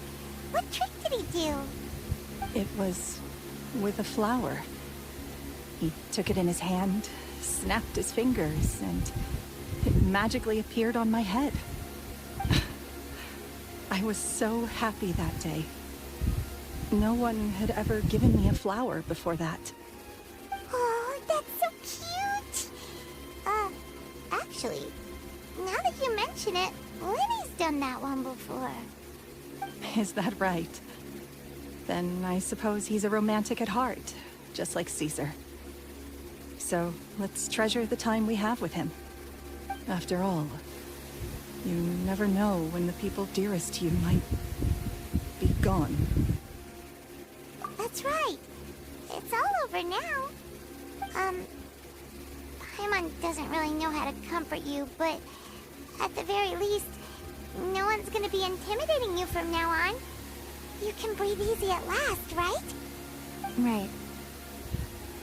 Yes, you can breathe easy now, Phantom Weasel. See? Even Lonexus... Wait, what? The Phantom Weasel? Lorenzo escaped? Where is he? What do you mean, Phantom Weasel? As Lenny once said, a performer's job is to commit fully to their role and put on a flawless performance for their audience. But once the bag of tricks is empty and the curtain falls, it's time to end the show. The spotlight is no place for someone with no more cards up their sleeve. It's been 10 years, Gemma. Aren't you tired of the grieving widow act? I think it's time to put an end to it. What are you talking about? Paimon doesn't like this riddle. Traveler, Paimon doesn't like where this is going. Come on, say something! Ladies and gentlemen, I hope you're all enjoying the performance so far. There will now be a brief intermission, after which Linny will perform the most electrifying act of tonight's show, the one we've all been waiting for. The final performance will take place outside of the Opera House, so please make your way outside in a calm and orderly fashion. The Phantom Weasel never did like public places, did they? Don't worry, this place will be quiet soon. Let's talk somewhere else for now.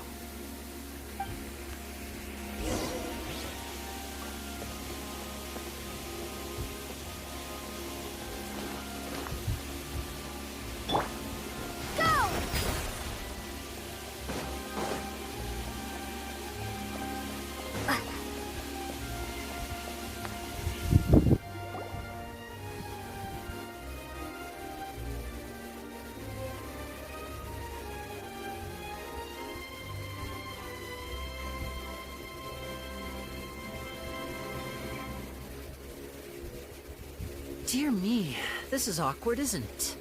And unfortunately, I'm all out of gadgets, so I'm afraid I can't do any tricks to liven up the mood. This is a big mistake for a magician to make, but thankfully, I do have a backup plan.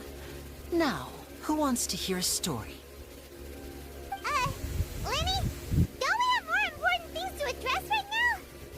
Lynette accused Gemma of being the real Phantom Weasel a moment ago. Oh, what the heck's going on? All in good time. Magicians are good at guessing what people are thinking. I know the questions you want to ask. And as it happens, the story I'm about to tell might answer a few of them. Really? Well then, let's hear it! I'm dying of curiosity here! Let's go back to the very beginning. A decade ago, when the Phantom Weasel was terrorizing the court of Fontaine. She never missed a target, never left a trace, and no treasure was safe from her thieving hands. But as her infamy grew, so did the readiness of the police, and her opportunities to act became ever fewer. Every day, she ran the risk of being exposed for who she was. Of course, she could not simply take this lying down, and before long, she found her ticket to freedom. She would create a scapegoat, a false weasel to close the chapter on her behalf. After weighing her options, she set her sights on a renowned magician, Caesar. After all, Magic and theft shared enough similarities for people to buy the story when the truth came out. So then what? Being the master deceiver she was, the weasel easily earned Caesar's trust. Now, all that remained was to frame him for her countless crimes. But as she was considering how to make her move, she noticed Caesar's aggrieved pupil, and a new thought entered her mind. Maybe I don't need to get my hands dirty after all. At her encouragement, Lorenzo tampered with Caesar's magic box, causing him to fall to his death. Afterwards, Lorenzo seized his master's property, and the weasel set about tarnishing Caesar's reputation. Two co-conspirators committed the perfect crime.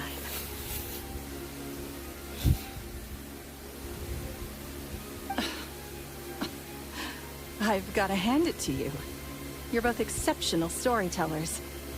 It's enough to make even me wonder whether there was really another mastermind behind all this, pulling the strings. But I just have one question.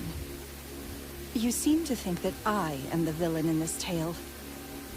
What's brought this on, Linny? Is it something that Lorenzo said? Don't worry, Lorenzo said nothing at all. But I never believed that he was the weasel, and in fact, my investigation only made me more certain of that. He was too forthcoming with his confession, as if there was something else he was trying to hide. How disappointing. So you'd sooner trust Lorenzo than me? Even without a shred of evidence? A magician is an expert at playing the audience to get the result they want. And I have no doubt that you, Gemma, are equally talented in this regard. With a little help from Lorenzo, you put on a very convincing performance. The lovesick fiancé, whose devotion to her betrothed is unshakable, even under threats of violence. Caesar was maligned and hated by all for 10 years, but you? Everyone sympathized with your plight. Who would suspect for 1 second that the lovely young lady always seen weeping in front of Caesar's grave was actually the mastermind behind his demise? No, not that poor lady. Perish the thought. Wait, so you mean the whole intimidation thing was just a hoax? Gemma and Lorenzo were both in on it? But why would Lorenzo agree to that? And why didn't he sell her out even at the end instead of admitting to being the weasel himself? Yes, why indeed? Maybe Gemma herself could enlighten us on that question. Well, Linny, if you're so confident in your version of events, then I think the answer should be obvious. Having killed Caesar with his own hands, Lorenzo was plagued by overwhelming guilt. Revealing the Phantom Weasel's true identity would serve no purpose. But if the Weasel remained free, then she could take care of Lorenzo's loved ones. An excellent answer, though sadly a little dull. Is that right? Well, don't let me bore you. If you care to change the topic to something more interesting, I'd be much obliged. As a matter of fact, there's one thing I'd really like to understand. Why would the real weasel have targeted things that only have value to other people? Could you shed any light on that? Of course. After all, we're just telling stories here, aren't we? If I had to guess, I would say that the real weasel must have had a terrible childhood. Left to fend for herself after her parents died young. Betrayed, scorned, beaten. She'd scrounge waste paper from garbage bins to draw on, using twigs and dirt for lack of ink and pen. She'd sew ugly ragdolls from whatever scrap material she could get her hands on. This was her only source of happiness in life.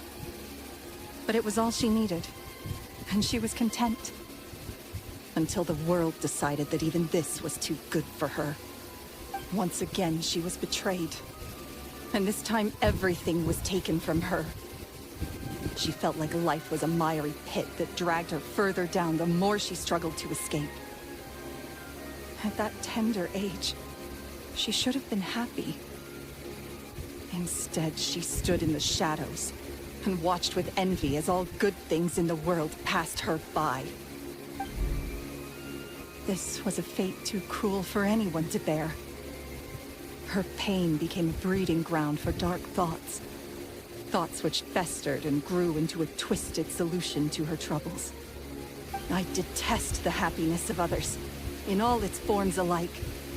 I will rob them of everything they hold to be good and true, and it will fill the void in my soul. That's some pretty heavy stuff. Now it all makes sense. Does this story satisfy you, Linny? Yes, it is quite to my tastes. Thank you for helping to clear up my confusion. Huh. That's right. What drove you to write that letter, Gemma? What were you trying to achieve there? Because without that, none of this would have ever come to light. She didn't write the letter. After 10 long years, I'd hoped that the Phantom Weasel would be consigned to the history books by now. But it seems like someone still wasn't ready to let her finally be at peace. Linny. Or should I call you the Phantom Copycat now? You were the one who posted that letter outside the Opera House. But why?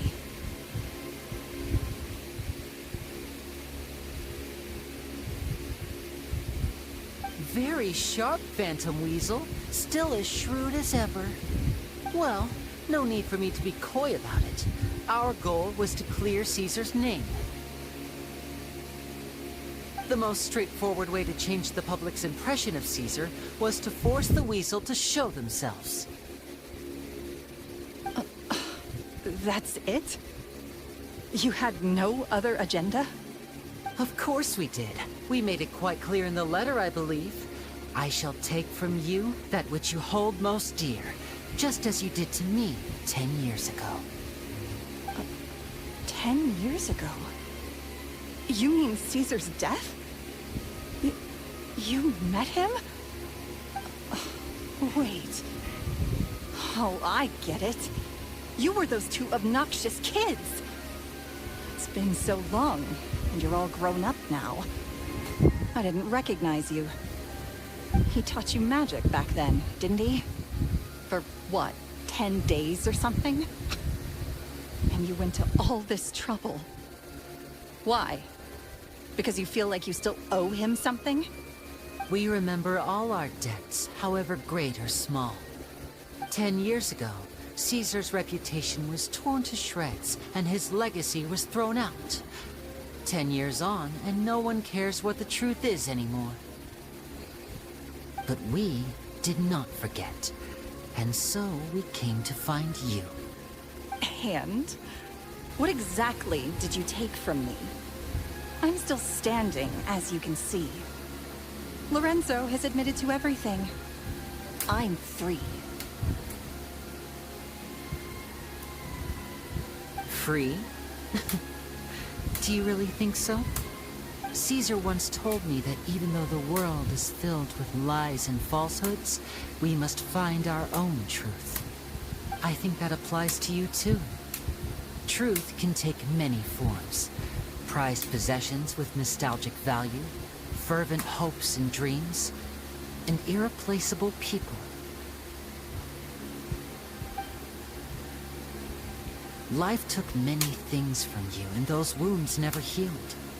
When they ached unbearably in the dead of night, stealing became your way of numbing the pain. What are you trying to say? I'm saying that for the last 10 years, you've been living a rather uneventful life. Perhaps that's because you found something other than a life of crime to fill the hole? Back to Lorenzo for a second. He murdered his own master, played along with your act, and took pains to make sure any suspicion would be directed towards him. But what did he have to gain from all that? He knew who you were and the things you'd done, and despite that, he was willing to give everything up for your sake. He's the reason that you haven't felt the compulsion to steal in all these years. You're more than just accomplices in murder. You're the only real friends each other has. So I think you know, deep down, that he is the only truth you have in your life. But that truth is gone now. And I guarantee you, you'll never see it again. Congratulations on your freedom, Gemma. Your freedom will cost you dearly. From now on, you'll be all alone in a world full of lies and falsehoods. I do hope you'll be able to bear it. You've still got a long life ahead of you after all.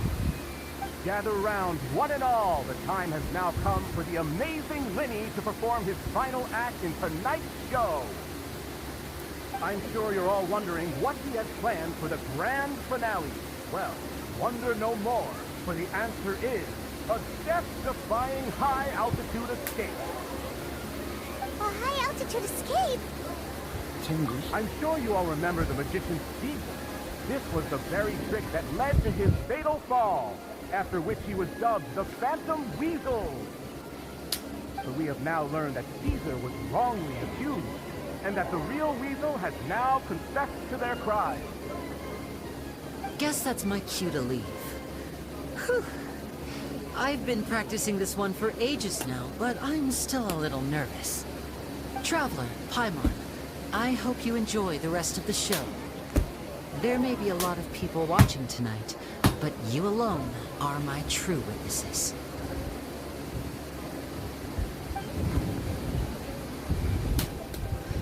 Lenny, wait. You two hid a lot from Caesar. He went to his grave without ever knowing your secrets. So what about now? Are you an open book? Or are you still the same as ever? You don't have to tell lies to end up isolated and alone. One day, you'll end up exactly where I am today. Maybe then you'll finally understand. You're wrong. I'm nothing like you.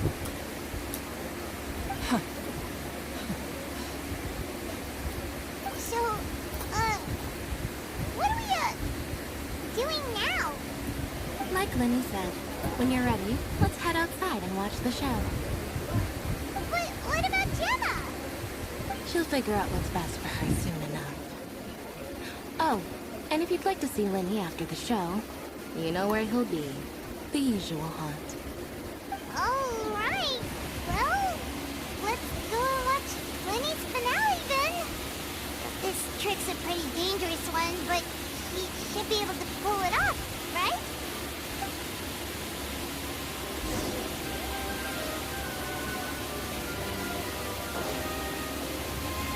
Water jet!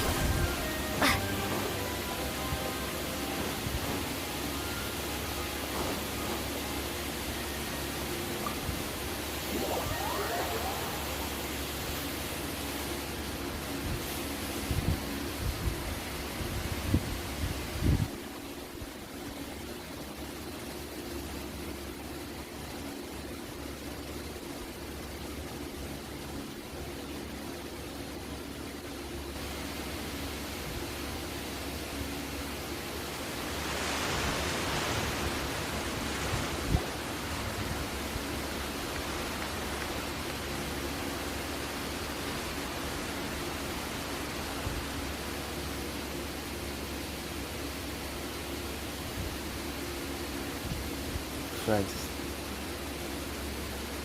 Magic should be mysterious, surprising, and defy logic. Magic is hard work. Every single movement has to be practiced thousands of times. It's alright. We're used to that.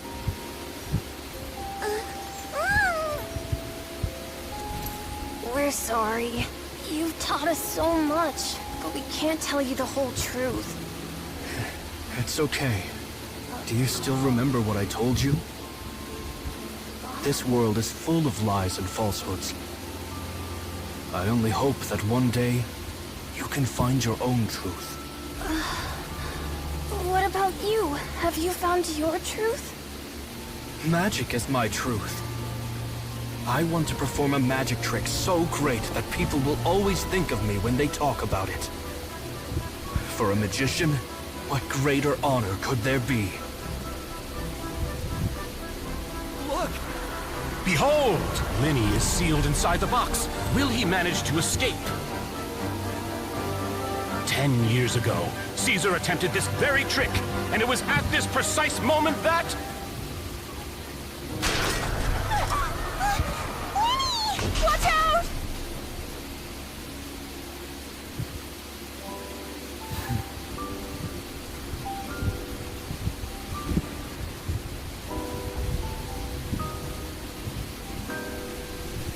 Mysterious. Surprising. And logic-defying. Isn't that right? This honor belongs to you, Caesar.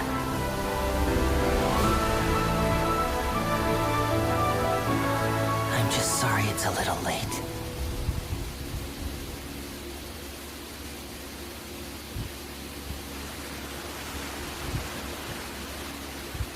Did you see that? 1 minute he was falling, and the next, he turned into flowers. How could he possibly have done that? How mysterious. I didn't blink once. He just vanished, right in front of my eyes. What a heart-stopping magic show. This was really worth the trip. Caesar's name has finally been cleared, and Fontaine's new star magician Linny has fulfilled a wish on his behalf. Oh, I couldn't ask for a better grand finale. It will make a great headline for the Steambird tomorrow, even if I do say so myself. Looks like everyone really loved Linny's grand finale. Paimon doesn't see Linny anywhere. Where'd he go? Oh, Lynette said he'd be waiting for us at the usual hunt. But, where is that? Oh, you mean the one where Caesar's buried? Yeah, that's probably it. This whole magic show kinda seemed like Linny's way of saying goodbye to Caesar. So it makes sense that that's where he'd be afterward. Alright, let's go look for him there.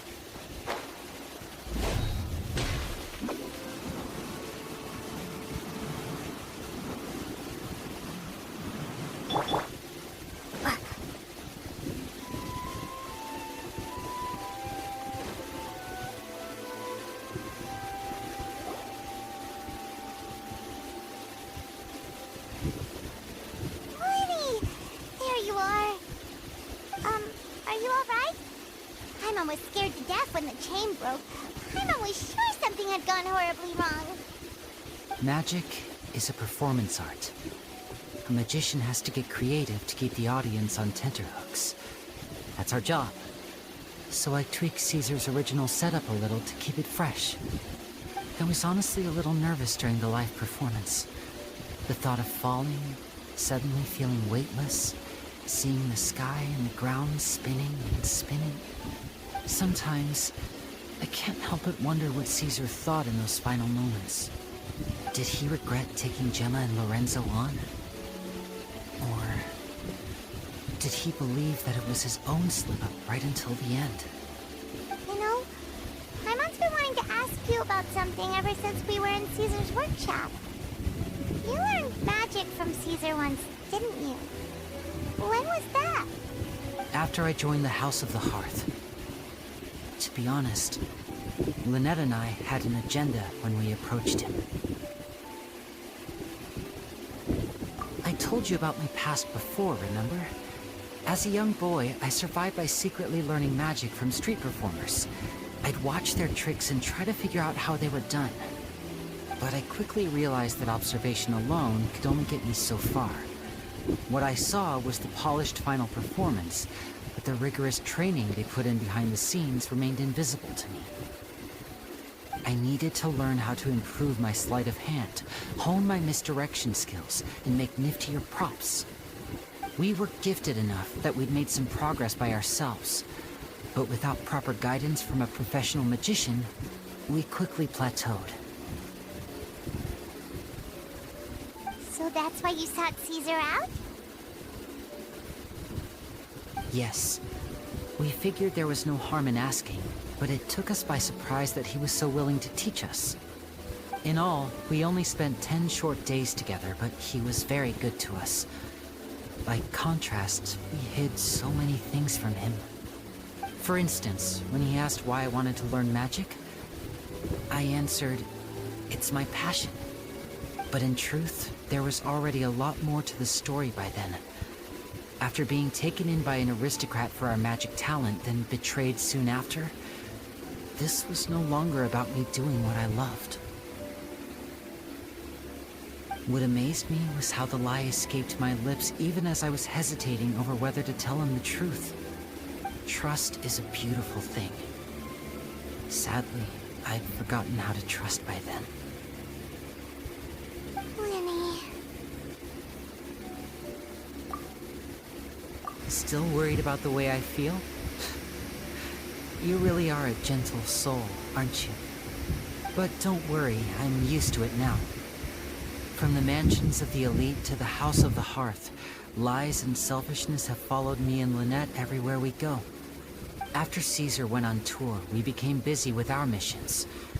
The next we heard of him was that he'd fallen to his death, and was now declared to be the Phantom Weasel. That night, I remembered his smile. But as I lay there, I didn't know what to say to him. To keep secrets is to put up walls. The longer you keep them up, the less you let people in. Then, one day, you look around and realize your life is like an empty auditorium after a show, full of seats once occupied by all the people who left. But I guess that's the price we have to pay. You only realize how much someone really meant to you when you lose them completely. That's why I was so confident this would hurt Gemma. Because I felt it for myself. Yeah, cheer up, Lenny. We've had to say our fair share of goodbyes during our journey, too. But whatever happens, Hyman always believes in what tomorrow brings. Delicious food, fun toys, and the traveler by my side. Hyman just needs to focus on things like this, and all the unhappy stuff goes right out the window. You know, Traveler, doesn't that kind of make you Paimon's truth? Exactly. It's the same for me and Lynette. We are the truest thing each other has in the world, and nothing can replace that. Life has taken plenty from us, like it did from Gemma. But at least it left us with each other. That's what gave us the strength to get through the darkest days. That's why the darkness never consumed me, and why it never will. Maybe we live in the shadows too, but we remember every precious ray of light that shines through. All right, time to lighten this conversation up a little. What did you think of the show tonight? Were you happy with it? It was amazing! Hyman just wishes we hadn't been so distracted with the Gemma situation. We spent most of our time in the Opera House just talking and pretty much missed the entire first half of the show. Winnie, could you do just one more trick for us? Whoa, that's a bit of a tall order, I'm afraid. The show's just finished, so my sleeves are decidedly card-free right now. Aw, come on! Surely you can think of something. The Lenny Paimon knows can do anything if he puts his mind to it. Oh, all right then. I'll give it a go, but only because it's you. Watch closely. I have a flower in my hand. You liar! There's nothing in your hand! We ain't going along with this! Huh? My goodness, you're right. But I could have sworn I brought one here with me. Okay, try this. Count down with me. 3, 2, 1. 3, 2, 1. Now, have another look around. Maybe the flowers appeared somewhere else. Really? Let's see. Wow, there it is! Oh, this is a different flower from the last time, right? This one's called, oh yeah, a rainbow rose. But more importantly, Paimon has to know how the trick is done. Please, Linny, pretty please! Well, if you want to learn magic, you'll have to start by addressing me as teacher. Fine. Please, teacher, please! Since you asked so nicely, I'll share one little tip with you. Namely, the student of magic cannot solely rely on others being prepared to reveal their secrets. You have to observe, think, and find the answers for yourself. Is that it? Look at the time. We shouldn't linger here too long. Thanks again for coming to see my show. I bid you both good night. I look forward to seeing you again. All right, fine. See ya. Shall we head back down too? Oh, Paimon can't wait to read the Steambird tomorrow. Paimon bets Linny and Caesar will be plastered all over it. Let's head to the Steambird's offices tomorrow morning and see what we can find out.